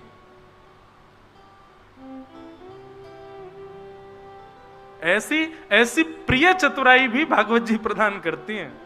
ऐसी प्रिय लगने वाली चतुराई जिससे ठाकुर जी भी वश हो जाएं, वो भागवत जी की कृपा से ही आता है, वो भागवत जी के अनुग्रह से ही संभव होता है। तो इसलिए पिबत भागवतम रसमालयम मुहुर्हो रसिका भुवि भावुका। भागवत की कथा को सुनो मत, पियो।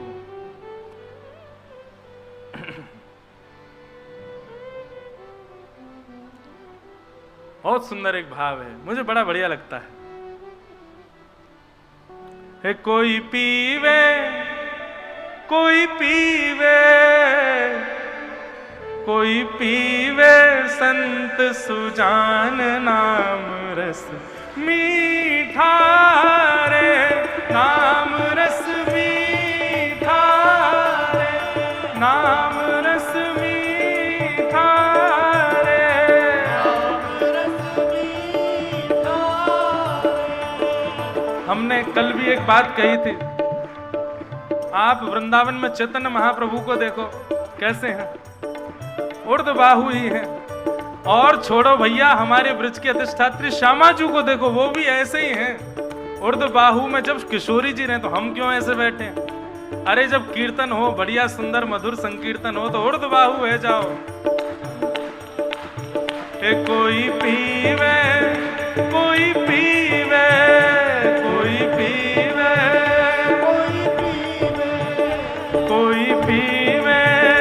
कोई पीवे कोई पीवे कोई पीवे कोई पीवे संत सुजान नाम रस मीठा रे, नाम रस मीठा रे, कृष्ण रस मीठा रे, कृष्ण रस मीठा रे, श्यामाजू रस मीठा रे, नाम रस मीठा रे। बोलो भक्त वत्सल भगवान की।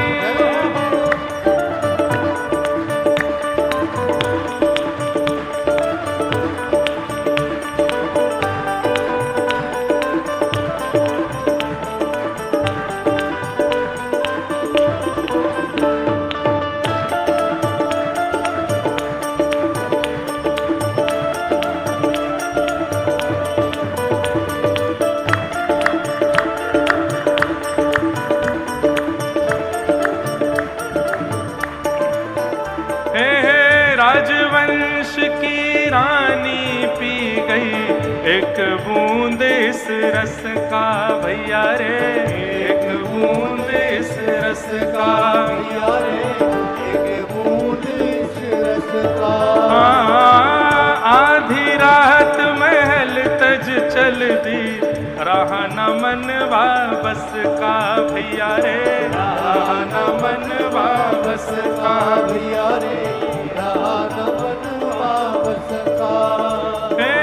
गिरधर की दीवानी मीरा, गिरधर की दीवानी मीरा, गिरधर की दीवानी मीरा, गिरधर की दीवानी मीरा। ओ ध्यान छूटा अपयश का भैया रे, ध्यान छूटा अपयश का भैया रे, ध्यान छूटा अपयश का भैया रे, ध्यान छूटा अपयश का। ओ बन बन डोले श्याम दीवानी, बन बन डोले श्याम दीवानी, हाँ बन बन डोले श्याम दीवानी, बन बन डोले श्याम दीवानी। क्यों लाग्यो नाम का चस्का, नाम रस मीठा रे, नाम रस मीठा रे, नाम रस मीठा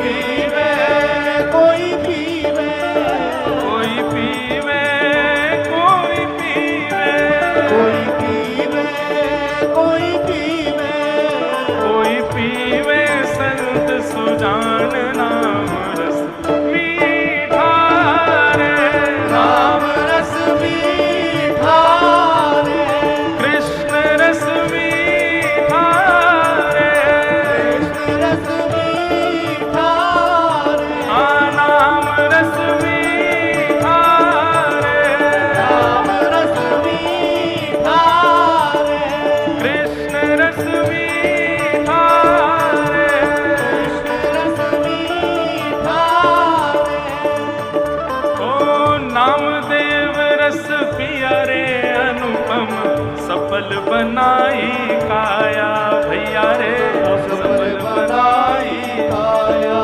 भैया रे, सफल बनाई काया।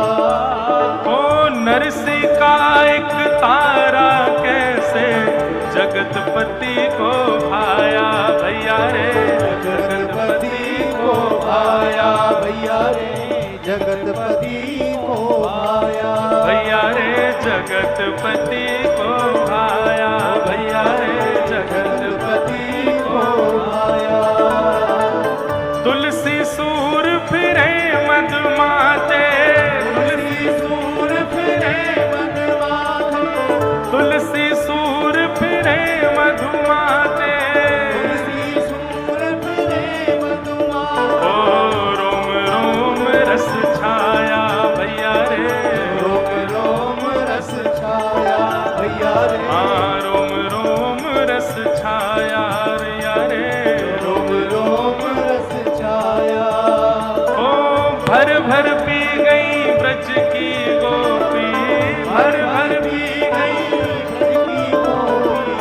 भर भर पी गई ब्रज की गोपी, भर भर पी गई, तो फिर सुंदरतम पिय पाया नाम रस मीठा रे, राम रस मीठा रे, कृष्ण रस मीठा रे, कृष्ण रस मीठा रे, कोई पीवे, कोई पीवे, कोई पीवे, कोई पीवे, कोई पीवे, हाँ कोई पीवे, कोई पीवे, कोई पीवे, कोई पीवे संत सुजान नाम रस मीठा रे, राम रस मीठा रे, नाम रस मीठा रे, राम रस मीठा रे, नाम रस मीठा रे, राम रस मीठा रे, कृष्ण रस मीठा रे, रस मीठा बोल राधा रमण लाल की।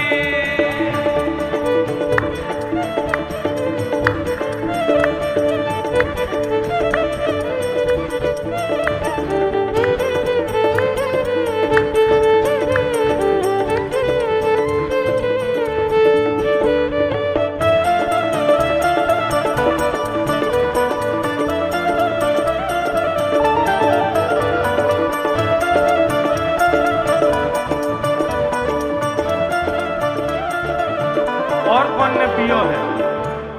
सब पी करके गए हैं वही में।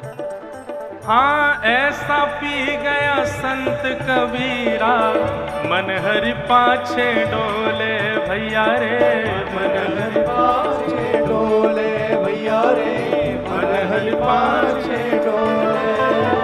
हे कृष्ण कृष्ण जय कृष्ण कृष्ण, हाँ नस नस पार्थ की बोले भैया रे, नस पार्थ की बोले भैया रे, नस नस पार्थ की बोले। हे चाक हरी रस मगन नाचते, चाक हरी रस, चाक हरी रस मगन नाचते, चाक हरी रस, हाँ सुख नारद शिव भोले भैया रे, सुख नारद भैया रे शुक नारद शिव बोले, भैया रे शुक नारद शिव बोले। नाम रस मीठा रे, नाम रस मीठा रे, कृष्ण रस मीठा रे, रस मीठा रे। कोई पीवे कोई पीवे, कोई पीवे, कोई पीवे, कोई पीवे, हाँ कोई पीवे,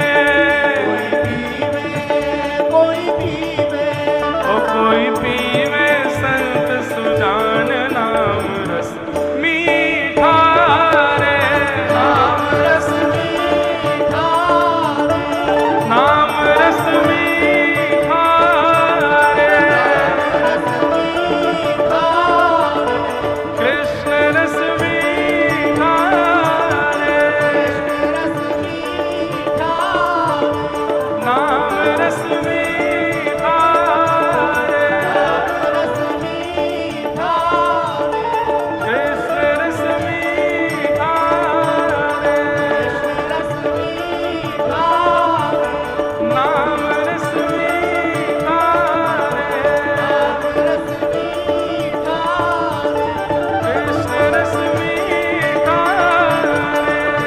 रस जय जय श्री राम।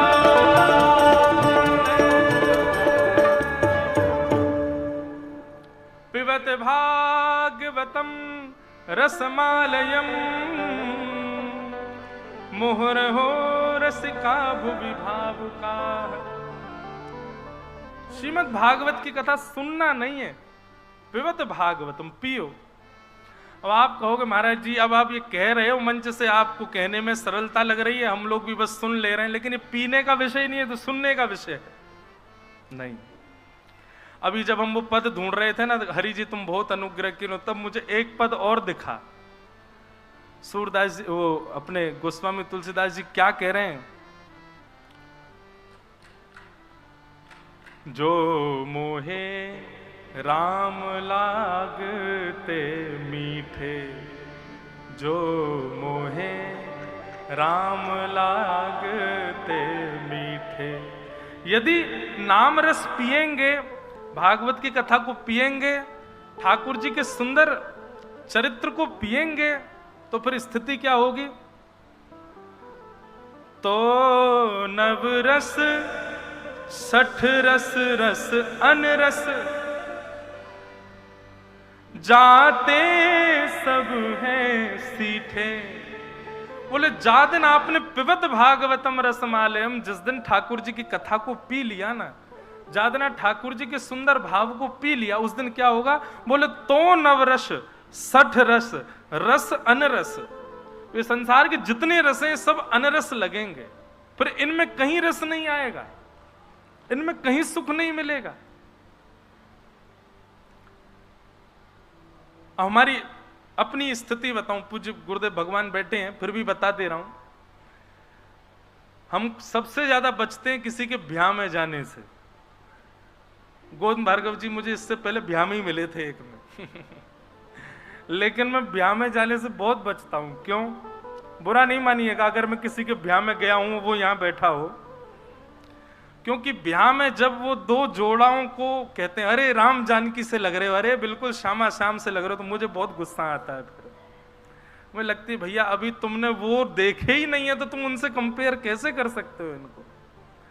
ये कितने भी सुंदर लग रहे हो, कितने भी बढ़िया लग रहे हो, लेकिन भैया अनुपम माधुरी जोड़ी हमारे श्याम श्यामा की।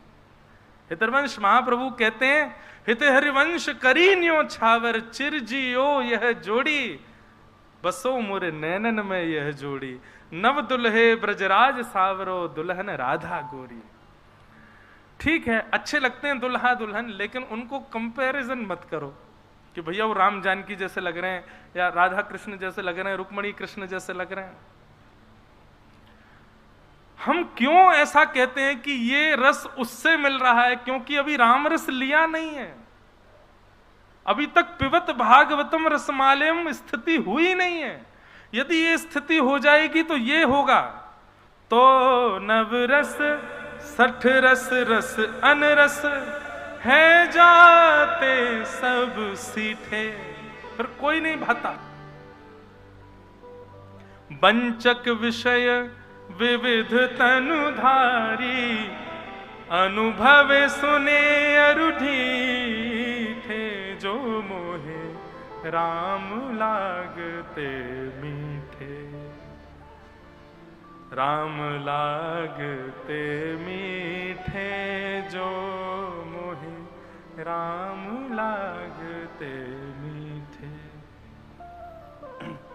यह जानत हो हृदय आपने, सपने न अघाई उभीटे, तुलसीदास प्रभु सो एक ही बल, वचन कहत तिजीठे, जो मोहे राम लागते मीठे।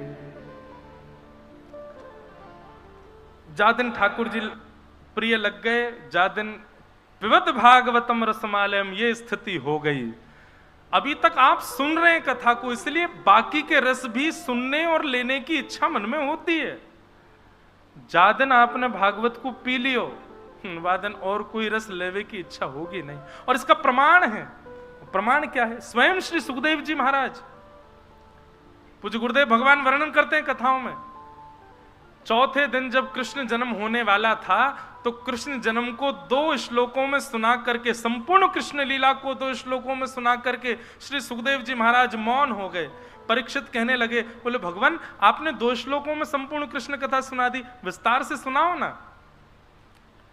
तब सुखदेव जी कहते हैं, परीक्षित 4 दिन से तुम एक ही आसन पर बैठे हो, हिले डुले भी नहीं हो, चलो थोड़ी देर कुछ चले जाओ, थोड़ा आराम कर लो, कुछ खा लो, कुछ पी लो, थोड़ा पेट भर लो, फिर आ जाओ, फिर कथा सुनाते हैं। 4 दिन से अनवरत कथा सुन रहे हो। परीक्षित जी महाराज तब जो बात कहते हैं, वहां ये बात घटती है कि हाँ, परीक्षित जी पिबत भागवतम रसमालय। परीक्षित जी क्या कह रहे हैं? बोले भगवान पिबंतम त्वम मुखाम्भोज च्युतम हरि कथामृतम, आपके मुख से जो ये हरि कथा का मैं श्रवण कर रहा हूं, इस कथा ने अब अन्न का स्थान भी ले लिया है, जल का स्थान भी ले लिया है। मेरे प्राण जिस भी स्थिति में बचेंगे, उन सब स्थानों पर अब कथा विराजमान हो गई है। वास्तव में पूछो, अब मेरे जीव को कोई रस चखने की इच्छा नहीं है, कथा से वो रस मिल रहा है। मेरे कानों को और कुछ सुनने की इच्छा नहीं है, मेरे कानों को वो रस कथा से मिल रहा है। पूर्ण रूपेण मेरी इंद्रियों को, मेरे शरीर को, मेरी आत्मा को तृप्त करने के जो भी साधन होने चाहिए, वो सब साधन मुझे कथा से मिल रहे हैं। कृपा करें भगवान, अब इस कथा को विश्राम ना करें, किंचित भी कुछ क्षण के लिए आपने और कथा नहीं कही, तो जिस प्रकार बिना जल के, बिना अन्न के प्राण निकल जाते हैं, मेरे प्राण बिना कथा के निकल जाएंगे। ये स्थिति श्री परीक्षित जी महाराज की हुई है भागवत में। पिबत भागवतम रसमालयम, सत्संग की चर्चाएं हों, रसिकजनों के पद हों, ये सुंदर भागवत की गाथाएं हों, ये सुनने नहीं है, ये पीने हैं। और एक और बात कह दें, आप कितना भी भाव रख के बैठ लो, ये पीने की स्थिति भी तभी बनेगी जब चित्त में श्याम सुंदर विराजेंगे, जब वे चाहेंगे कि आप पियो, तभी वो स्थिति हो सकती है। इस प्रकार ये भागवत जी के 3 प्रथम श्लोक, इन्हीं को ही हम मंगलाचरण कहते हैं, इनको प्रणाम करते हैं। और प्रणाम करते हुए अब चलो आगे बढ़ते हैं।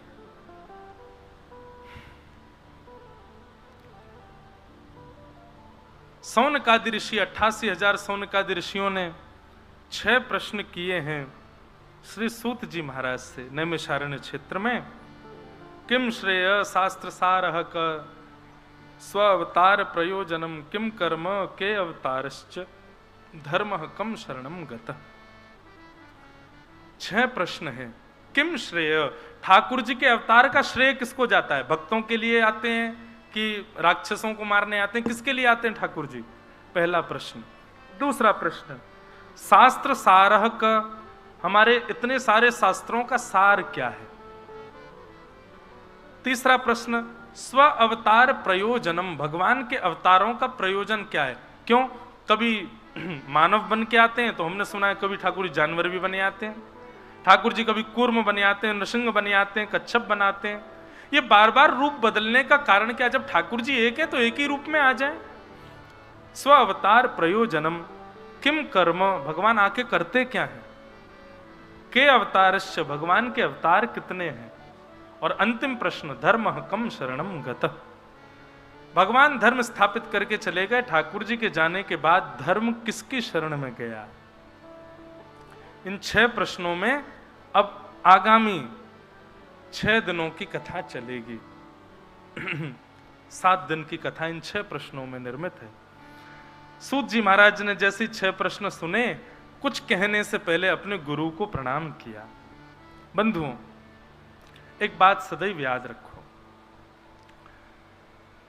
गुरु कौन है? गुरु कोई मानव नहीं है, गुरु कोई देह नहीं है। सबसे पहली बात तो गुरु को आप शरीर मत मानिए। गुरु एक दिव्य चेतना है जिसकी चैतन्यता आपको पथ दिखाती है भगवत प्राप्ति का। वो पथ प्रदर्शक है। हमारे पूज्य श्री मलुकपीठ वाले महाराज जी कहते हैं, गुरु वही जो हरि से मिलावे,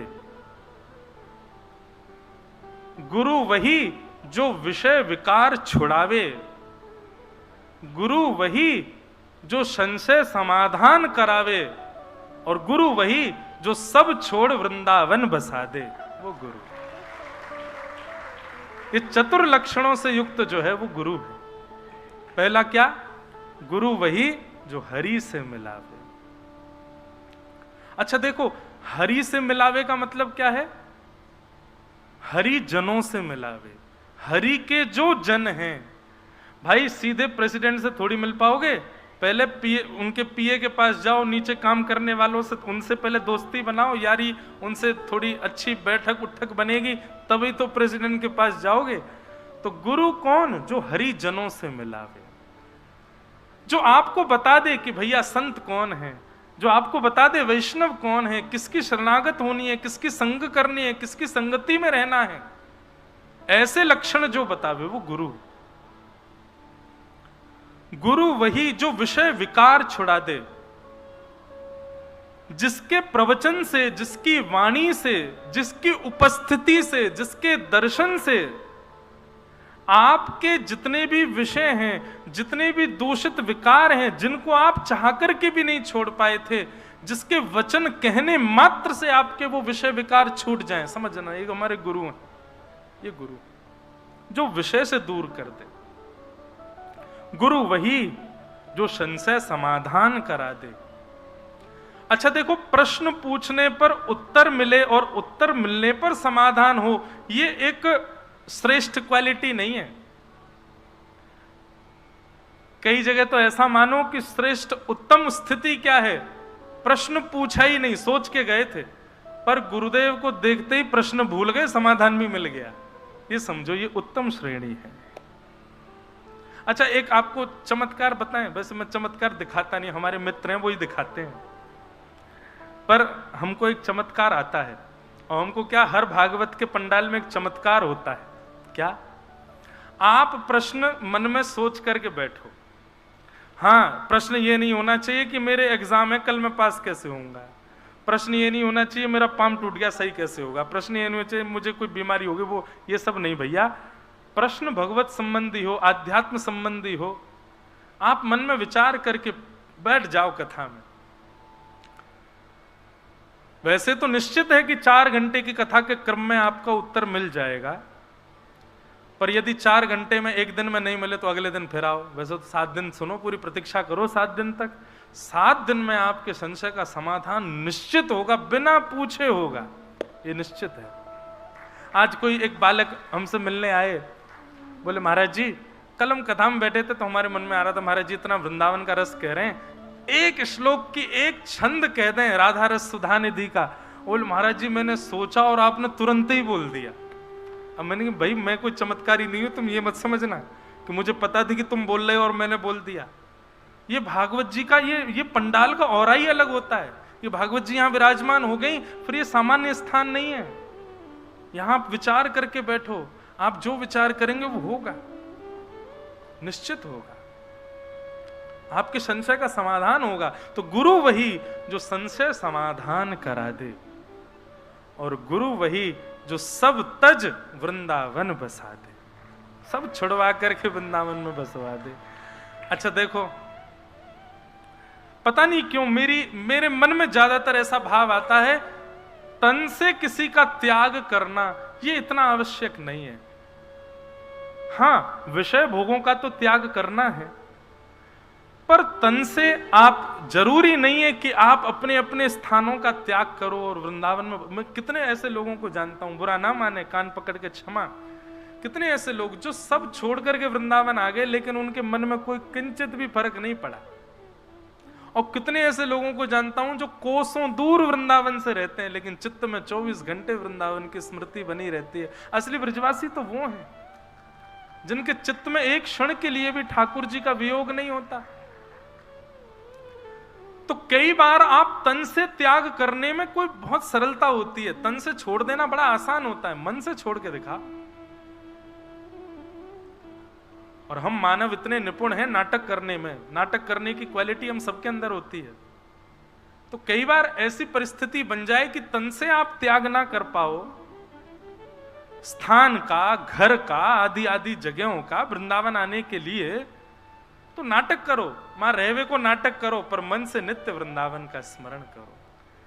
मूल बात यह नहीं कि आपका तन वृंदावन में रहता है, मूल बात यह है कि आपके चित्त में वृंदावन रहना चाहिए, चित्त में वृंदावन हो। एक पद मैंने बहुत वर्षों पहले हमारे लाल जी ने कृपा करके भाव निर्मित करवाया था, मैंने कभी गाया नहीं कथा में। अभी विदिशा में कथा थी कुछ दिन पहले, वहां 2 लाइन गाई थी। तन तो मंदिर है, मन है वृंदावन, मन के वृंदावन में बसे हैं श्री राधा रमन, राधा रमन प्यारो राधा रमन, मन के वृंदावन में बसे हैं श्री राधा रमन। तो ये मन ही वृंदावन बने, तो गुरु वही जो सब तज चित्त में वृंदावन बसा दे, वो गुरु है। ये गुरु का स्वरूप है।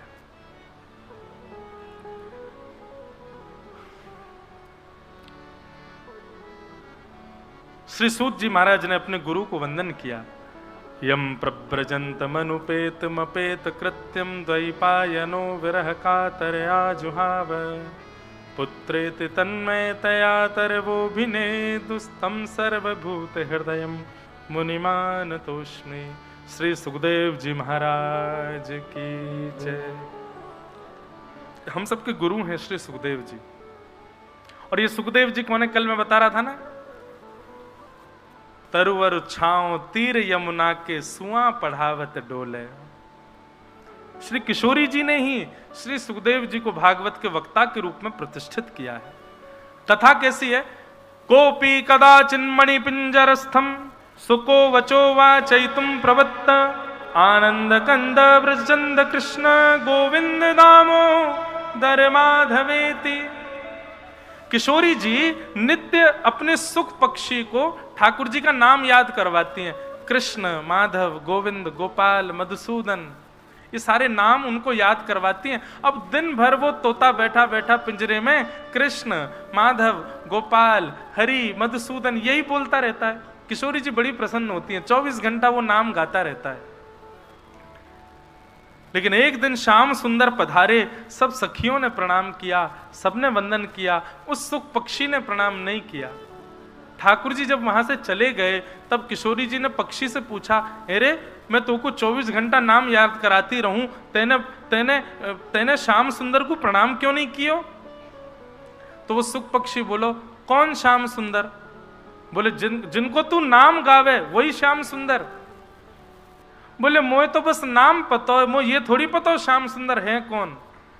ललिता विशाखा बोली रट्टू तोता है, यानी नाम रट लियो लेकिन नामी को जाने ना है। श्री जी कछु कृपा करो, नाम जान गयो है पर नामी को ना जाने, वाकिलिया या को कहा करना पड़ेगो। तब श्री जी ने कही, बोले वाकिलिया तो या को कथा रस के महासागर में डुबकी लगानी पड़ेगी, क्योंकि कीर्तन में जिस नाम को आप गा रहे हैं उस कीर्तन के नामी को पहचानने के लिए कथा का आश्रय तो लेना पड़ेगा। तब श्री जी ने आज्ञा की, मैं तो को तभी स्वीकार करूंगी जब तू श्री कृष्ण को भली भांति जान के मेरे पास आवेगो। तब वही सुख पक्षी पृथ्वी पर पधारे, महादेव से उन्होंने अमर कथा सुनी। अमर कथा छुप करके सुनी तो महादेव रुष्ट हो गए। महादेव के क्रोध से बचने के लिए उड़ करके गए हिमालय की कंदराओं में होते हुए, वहां श्री वेदव्यास जी की गुफा के पास उनकी पत्नी बिटिका जलपान कर रही थी मुख खोल करके। महादेव के क्रोध से बचने के लिए सुख पक्षी ने मुख में होकर के गर्भ में प्रवेश कर लिया और 12 वर्ष तक उन्हीं के गर्भ में निवास किया। 12 वर्ष बाद जब सुखदेव जी अंतर बैठे बैठे वैदिक मंत्रों का उच्चारण करने लगे, जो महादेव से कथा सुनी उसी रस का जब चिंतन करने लगे, तो बिटिका को अंदर से ऐसा आभास हुआ कि कोई कुछ बोल रहा है। तब वेदव्यास जी से जाके प्रार्थना की। वेदव्यास जी ने अपनी मंत्र दृष्टि से देखा तो पाया ये कोई सामान्य नहीं है, साक्षात भागवत के प्रवक्ता श्री सुखदेव जी महाराज है। ये सामान्य नहीं है, भगवत यश गाने के लिए पृथ्वी पर आए हैं। वेदव्यास जी ने प्रार्थना की, बालक तुम जन्म लो। सुखदेव जी बोले मैं जन्म नहीं लूंगा। क्यों? जन्म लेती माया पकड़ लेती है और मैं माया से निवृत्त होने के लिए आया हूं। यदि परब्रह्म परमात्मा परमेश्वर आकर के यदि मुझे आश्वासन दे कि माया तुम्हें नहीं सताएगी तो मैं जन्म लूंगा। तब गर्भ में ही ठाकुर जी प्रकट हुए और प्रकट होकर के सुखदेव जी को आश्वासन दिया कि आप अवतरित होइए। आपका प्रादुर्भाव माया में बंधने के लिए नहीं, माया में बंधे जीवों को माया से मुक्त करने के लिए हुआ है। सुखदेव जी आप प्रकट हो जाओ। तब सुखदेव जी का इस धराधाम पर प्रादुर्भाव हुआ। बोलो सुखदेव जी महाराज की। यही है भागवत के वक्ता श्री सुखदेव जी। कौन ने भेजे? हमारी श्यामा जी ने भेजे, हमारी लाडली जी ने भेजे। इसीलिए सुखदेव जी ने पूरी भागवत में राधा शब्द का स्वच्छंद उच्चारण नहीं किया। राधसा, राधा के साथ में आगे पीछे शब्द जुड़े, कई बार ऐसे शब्द हैं लेकिन उनका अर्थ अलग है। स्पष्ट राधा शब्द भागवत में नहीं है। क्यों? एक पद आता, पंक्ति कभी कभी गाता हूं मैं। श्री सुख मूर्छित भय माश शठ, जो यह नाम पुकारा। राधा राधा बोल प्यारे, राधा राधा बोल प्यारे। महामधुर मंगल में राधा, महामधुर मंगल में महामधुर मंगल में राधा, महामधुर मंगल में राधा। नाम प्रीत यश गारे, राधा राधा बोल प्यारे, राधा राधा बोल प्यारे, राधा बोल प्यारे, राधा राधा बोल प्यारे। पंक्ति कैसे है? राधा नाम बहत रस धारा, राधा नाम रटत नाम हो भव से पारा, रटत नाम हो। श्री सुख मूर्छित भय माश शठ, श्री सुख मूर्छित, श्री सुख मूर्छित भय माश शठ, श्री सुख मूर्छित। वेद पुराण पुकारा, राधा राधा बोल प्यारे, राधा बोल प्यारे, राधा राधा बोल प्यारे, राधा राधा बोल प्यारे, राधा राधा बोल प्यारे, राधा राधा बोल प्यारे,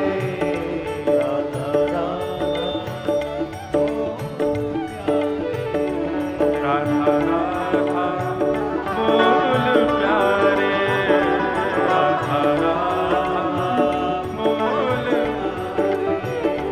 राधा राधा बोल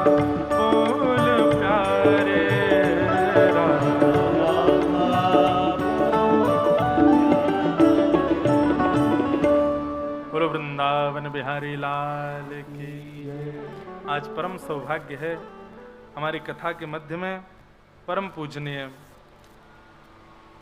भगवद यश जो खूब मधुर भाव से गाते हैं, श्री द्वारिकाधीश को अपनी वाणी से खूब रिझाते हैं, ऐसे श्रीमद् भागवत राम कथा के उद्भव प्रवक्ता पूज्य श्री जिग्नेश दादाजी हमारे मध्य में पधारे हैं। बारंबार आपको प्रणाम। आपका एक मधुर भाव जो मैं भी अपनी कथाओं में गाया करता हूँ, द्वारिका नो नाथ मारो राजा रण छोड़ छे, इन मन माया लगाड़ी रे, द्वारिका नो नाथ मारो राजा रण छोड़ छे, मन माया दबन हाँ द्वारिका नो नाथ मारो राजा रण छोड़ छे, इन मन माया लगाड़ी रे, द्वारिका नो नाथ मारो राजा रण छोड़ छे, इन मन माया लगाड़ी। इतना सुंदर ये भाव। द्वारिका में जाके तो कोई गा दे तो माँ तो वैसे ही लोग नाचने लग जाते हैं, आनंदित हो जाते हैं। ऐसे मधुर मधुर कई भाव आपने श्री द्वारिकाधीश जी के चरणों में प्रस्तुत किए। वहाँ के बड़े बड़े गायक भी अपने अपने मंचों से गाते हैं। व्यासपीठ भी गुजरात की अधिकतर आपके भावों को गाते हैं। ऐसे हमारे पूज्य श्री जिग्नेश दादाजी पधारे हैं। आपकी फोगला आश्रम में कथा चल रही है। आपको बारंबार प्रणाम, बारंबार स्वागत, अभिनंदन। अभी जब प्रवचन क्रम होगा हम निवेदन करेंगे, महाराज जी भी कुछ भाव हम आप सबको श्रवण कराएंगे। तो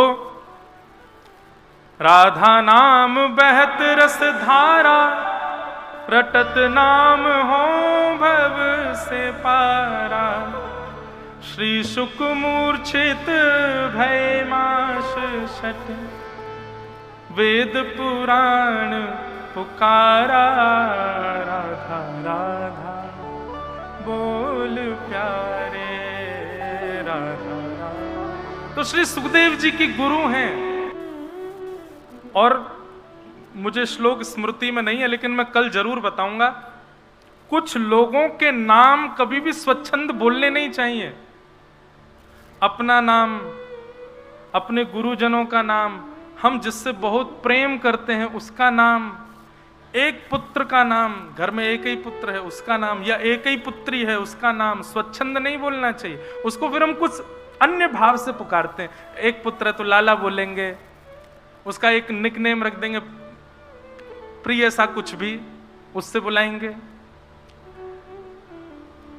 पत्नी का नाम प्रिय है, प्रियसी है, उसका नाम भी नहीं बोलना चाहिए। पत्नी को पति का नाम भी नहीं बोलना चाहिए। ये नियम तो चलता है कि पत्नी पति का नाम नहीं बोलती है, पर पति पत्नी का नाम बोलते हैं, पर दोनों को ही नहीं बोलना चाहिए। बच्चों के नाम से कह देते उसकी माँ, उसके पिताजी, सुन लो।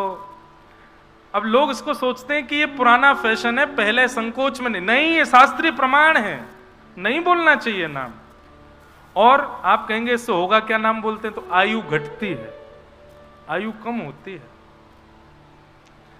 अपना नाम अपना नाम भी बार बार नहीं बोलना चाहिए। इसमें एक भाव ये कह लो, मैं पना नहीं होना चाहिए, मैंने किया, मेरा ये, मेरा वो, मेरे द्वारा, ये मैं हूं, मैं, अपना नाम बार बार नहीं बोलना चाहिए, अपनत्व का ज्यादा प्रदर्शन नहीं करना चाहिए, और अपने गुरु का नाम भी नहीं बोलना चाहिए। इसीलिए हम सदगुरुदेव भगवान, हमारे गुरुदेव भगवान बहुत दीन होकर के, बहुत सरल होके, बहुत सहज होके और बड़ी उपमाएं लगा करके गुरुजनों के नाम बोलते हैं, परम पूजनीय, प्रातः स्मरणीय। और हमारे वृंदावन में तो ऐसे बोल देते हैं, वहां के महाराज जी, वो वाले महाराज जी, उनका स्पष्ट नाम उच्चारण नहीं किया जाता है, और पूरा श्लोक है, शास्त्रीय प्रमाण है कि क्यों नहीं बोलना चाहिए, कल मैं निश्चित बताऊंगा। इसीलिए श्री सुखदेव जी महाराज अपने गुरु का नाम नहीं बोल रहे हैं। दो कारण हैं। पहला कारण तो गुरु का स्वच्छंद नाम उच्चारण नहीं करना चाहिए, उपमाएं लगानी चाहिए। अब गुरु रूप में बैठी श्री जी हूं, उपमाएं कौन सी लगाओगे भैया? कितनी उपमाएं लगाओगे? सब उपमा भी ऐसी होनी चाहिए जो गुरु से श्रेष्ठ, गुरु को श्रेष्ठ बनावे। अब श्री जी को श्रेष्ठ बनाने के लिए कितनी उपमाएं लगाओगे? इसलिए सुखदेव जी पहले ही निश्चय करके बैठे हैं कि मैं स्वच्छंद राधा नाम उच्चारण नहीं करूंगा। पहला कारण तो गुरु का नाम नहीं बोलना है, और दूसरा कारण, श्री शुक मूर्छित भये मास शठ, 6 महीना की समाधि लग जाएगी सुखदेव जी की। क्यों? इतना प्रेम है अपने गुरु के नाम से कि यदि कोई बोल भी दे राधा, तुरंत सुखदेव जी महाराज समाधिस्थ हो जाते हैं, प्रेमाश्रुओं से नेत्र भर जाता है, मंद मंद मुस्कुराहट आ जाती है, रोए खड़े होने लग जाते हैं, शरीर कंपन होने लग जाता है, मूर्छा हो जाती है श्री सुखदेव जी को। पर सुखदेव जी तो यहां परीक्षित को कथा सुनाने के लिए बैठे हैं, जिसके पास केवल जीवन के 7 दिन बचे हैं। इसलिए सुखदेव जी पहले ही निश्चय करके बैठे हैं, मुझे उच्चारण नहीं करना है। इसलिए कई जगह श्रीमद् भागवत में सांकेतिक रूप से श्री जी का स्मरण किया गया, जैसे भगवान उवाच नहीं है, श्री भगवान उवाच, श्री सुक उवाच। तो जहां भी ये श्री शब्द का संबोधन किया गया भागवत में, वहां श्री जी को याद कर रहे हैं, श्री सुखदेव जी उनको वंदन कर रहे हैं। अकेले भगवान उवाच नहीं, श्री युक्त भगवान उवाच, मतलब किशोरी जी के संग खड़े ठाकुर जी बोल रहे हैं, ऐसा भाव। और एक जगह भागवत में अन्य गोपनीय भाव से श्री जी का भाव प्रस्तुत किया गया है। कैसे? जब 10वें स्कंद प्रारंभ होता है तो वहां पर गोप्य ऊचु, गोपी गीत में कहा गया गोप्य ऊचु, मतलब बहुवचन है, बहुत सारी गोपियां बोल रही हैं। लेकिन जब भ्रमर गीत आता है, मधुपके तव बंधो मास्पृशांघ्रिम सपत्न्या कुच विलुलित माला कुंकुमश्मश्रुभिर्न बहतु मधुपतिस्तन मानिनीनां प्रसादं यदु सदसि विडम्यं यस्य दूतस्त्वमेदृक्। इस भ्रमर गीत की विशेषता यह है, यहां पर ठाकुर जी की व्याज स्तुति की गई है। व्याज स्तुति मतलब जैसे हम कई बार कई लोगों की प्रशंसा करते हैं पर टोंट में करते हैं। कैसे? अरे ये तो बहुत बड़े लोग हैं महाराज, हमको कहां पूछो, अरे तो इनकी तो स्थिति बहुत ऊंची है। इसको कहते हैं व्याज स्तुति। इस प्रकार ये भ्रमर गीत जो है ये व्याज स्तुति है ठाकुर जी की। यहां पर स्तुति गाई जा रही है, लेकिन टोंट मार मार के स्तुति गाई जा रही है। और वहां लिखा है गोप्य ऊंचू नहीं, गोपी उवाच, एक वचन। एक वचन का मतलब है कि ये शब्दावली गोपियों की नहीं है, ये हमारी श्यामाजू की है, किशोरी जी की। ऐसे अंदरूनी रूप से कहीं कहीं श्री जी प्रकट हैं श्रीमद् भागवत में। प्रकट का कारण क्यों नहीं है, इसके पीछे बड़ा विवाद हुआ वृंदावन में। पर प्रकट का कारण कोई दूसरा थोड़े ही है। ऐसा थोड़ी है कि श्री जी को मानते नहीं। प्रकट का कारण सम्मान है, प्रकट का कारण शास्त्रीय भाव है। सुखदेव जी को भय है, अपने गुरुदेव के नाम लेने में संकोच हो रहा है। वो सुखदेव जी की स्वच्छंदता है, स्वतंत्रता है।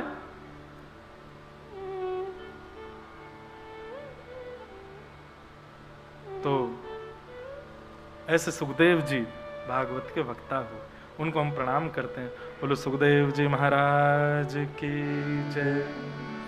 श्री सुखदेव जी महाराज को वंदन करके सूत जी महाराज अब यहां से कहना प्रारंभ करते हैं। अब मैं थोड़ी बहुत देर और कुछ प्रसंग कह के फिर कथा को विराम देंगे, वृंदावन रसामृत पद गाएंगे और हमारे मध्य महापुरुष पधारे हैं, हमारे गुरुदेव भगवान पधारे हैं, उनके वचनामृत सुनेंगे। उसके बाद यहां से प्रस्थान करेंगे। आप में से कोई भी आरती से पूर्व नहीं जावे, ऐसी हमारी प्रार्थना। क्योंकि कई लोग ऐसी धृष्टता करते हैं कि महापुरुष पधारे, उनके प्रवचन से पहले ही उठ के चले गए, तो फिर देख लेना अगले जन्म में पेट खराब हो जाएगा आपका, अगर ऐसा किया तो। इस जन्म में नहीं होगा। मुने साधु पृष्ठोयम भवद्भिः लोक मंगलम यत्कृतः कृष्ण संप्रश्नो येनात्मा संप्रसीदति स वै पुंसां परो धर्मो यतो भक्ति अदोक्षजे अहैतुक्य प्रतिहता ययात्मा संप्रसीदति। परमानंद हमारे मध्य में परम भगवदीय भगवत सेवा में निरंतर रहते हैं। ऐसे विदिशा में अभी आपके द्वारा भागवत की कथा, दास की सेवा स्वीकार की गई। ऐसे हमारे श्री अंकित कृष्ण जी, श्री बटुक जी महाराज पधारे हैं। बहुत बहुत आपका अभिनंदन, स्वागत। सूत जी महाराज कह रहे हैं, सवै पुंसाम परो धर्मो यतो भक्तिर अदोक्षजे अहेतुक्य प्रतिहता ययात्मा संप्रसीदति। सभी पुरुषों का परम धर्म क्या है? सभी मानवों का परम धर्म क्या है? बोले अहेतुक्य प्रतिहता ययात्मा संप्रसीदति। ठाकुर जी के प्रति अहेतुकी भक्ति होना। अहेतुकी भक्ति किसको कहते हैं? न खंडित होने वाली भक्ति, उसको अहेतुकी भक्ति कहा जाता है। हमारी भक्ति क्या है? जरा से हमारे विपरीत अवस्था का व्यवहार यदि हमारे साथ हो जाए, या हमारी स्थिति जीवन की यदि जरा भी हमारी अनुकूलता के विपरीत चली जाए, हमारी तुरंत भक्ति खंडित हो जाती है।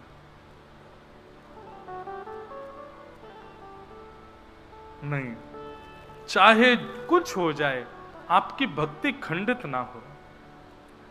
चाहे जैसी स्थिति आ जाए, पर आपकी भक्ति में बिल्कुल भी विचलतता ना आवे, उसको कहते हैं अहेतुकी भक्ति।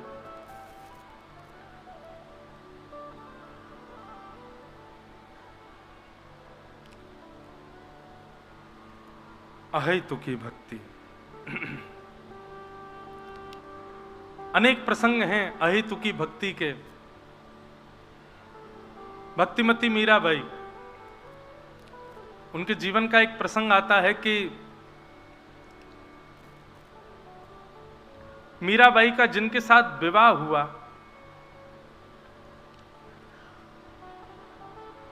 अभी कुछ दिन पहले नवंबर में गांधी धाम में मीरा के गिरधर प्रसंग कहने का अवसर मिला था, बहुत सुख मिला था।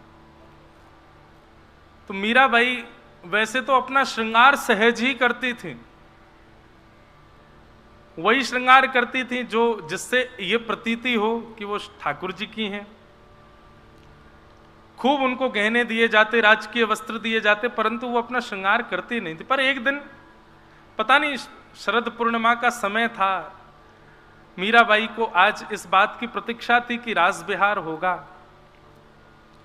और आज मीराबाई ने अपना 16 श्रृंगार किया। और उसी समय का प्रसंग ऐसा आता है कि राणा जी जिनसे ब्याह हुआ, अच्छा राणा जी दो नाम लिए जाते हैं। राणा जी का मतलब मीराबाई के जो पतिदेव हैं वो भोजराज राणा जी, पर जब उनकी मृत्यु हो गई, उनके बाद में उनके छोटे भाई जब बने, उनको भी राणा जी कहा गया। तो कई लोगों ने उस कथा में कहा, बोले महाराज जी मीराबाई को विष तो उनके पति ने दिया। मैंने कहा नहीं, पति ने नहीं, पति तो भक्त थे मीराबाई के, उनको विष तो छोटे भाई ने दिया राणा जी के, जब वो राजा बन गए थे, राजकुमार बन गए थे, वो विषय अलग है।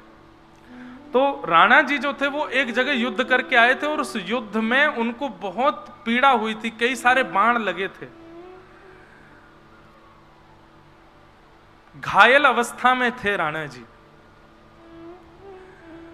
उस स्थिति में वैद्यों ने तो कह दिया था बस सेवा करो, अब जब तक इनकी श्वास है बस तब तक की स्थिति है, पूरा परिवार भयभीत रहता था। पर मीराबाई तो अलग स्थिति में थी। आज शरद पूर्णिमा है इसलिए उन्होंने 16 श्रृंगार किया। मीराबाई को उस रूप में देखकर, वो विषय मुझे लगता है मैं पूरा सुनाऊंगा तो ही अच्छा लगेगा, और वो पूरा सुनाऊंगा 2-4 घंटे और मुझे लग जाएंगे, पर मैं थोड़ा सूक्ष्म में ही कह दूं।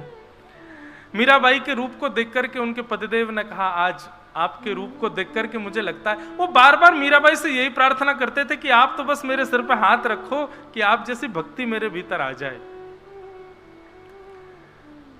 तो मीराबाई के पतिदेव ने जब अपने प्राण त्यागे, उस समय मीराबाई 16 श्रृंगार में बैठी थी और उनकी गोद में ही पतिदेव का सर रखा था।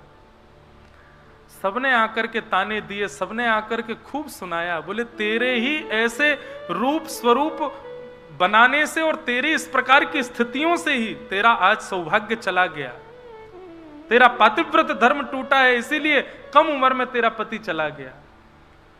खूब कोशा मीराबाई को सबने, पर मीराबाई के तन पर, मीराबाई के मन पर, बुद्धि पर उसका कोई प्रभाव नहीं होता था। वो पूर्ण रूपेण उस स्थिति से अलग थी। वहां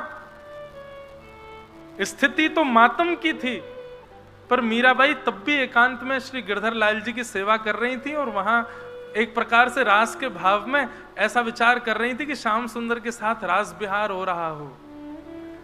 बंधु, ये सब जो चरित्र हैं, ये सब जो भाव है ना, ये सुनने में प्रिय लगते हैं, मन को बड़े भाते हैं, परंतु करणीय में बड़े दुखदायी होते हैं।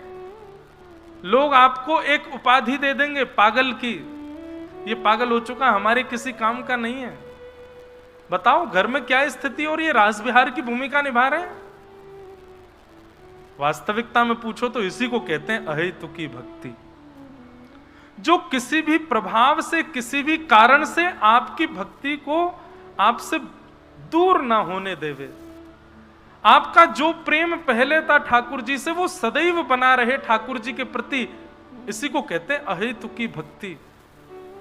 जीवन पर आने वाली विषमताएं, विडंबनाएं किसी भी प्रकार से ठाकुर जी से विलग आपको ना करें, उसी को कहते हैं अहेतुकी भक्ति। ऐसी अहेतुकी भक्ति की भिक्षा मांगो भागवत जी की कथा से, चाहे कुछ हो जाए। यह संसार सकल जग झूठा झूठा कुल रानाता, यह संसार सकल जग झूठा झूठा कुल रानाता। मीरा के प्रभु गिरधर नागर, मीरा के प्रभु, सब लोग गाओ। मीरा के प्रभु गिरधर नागर, मीरा के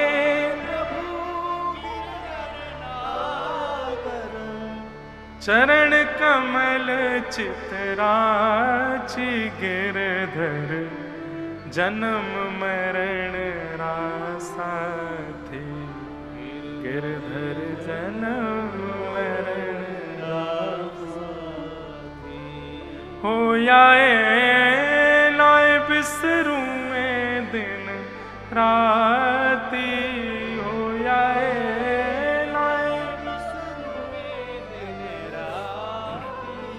गिरधर जन्म मरण रासा थे, गिरधर जन्म मरण रासा। क्या चाहती हैं आप? मीराबाई कहती हैं, पल पल पिय को रूप निहारूं, निरख निरख सुख पाती।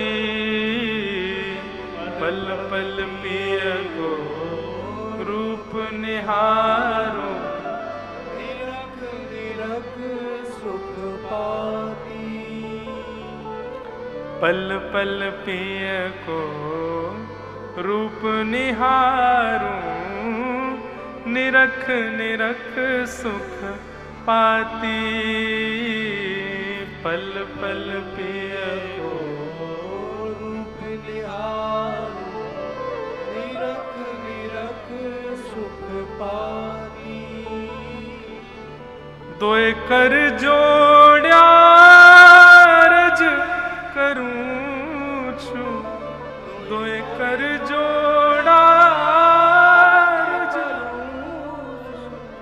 दोए कर जोड़ा रज करूं छु, दोए कर जोड़ा रज करूं सुन ली जो मारी बाती।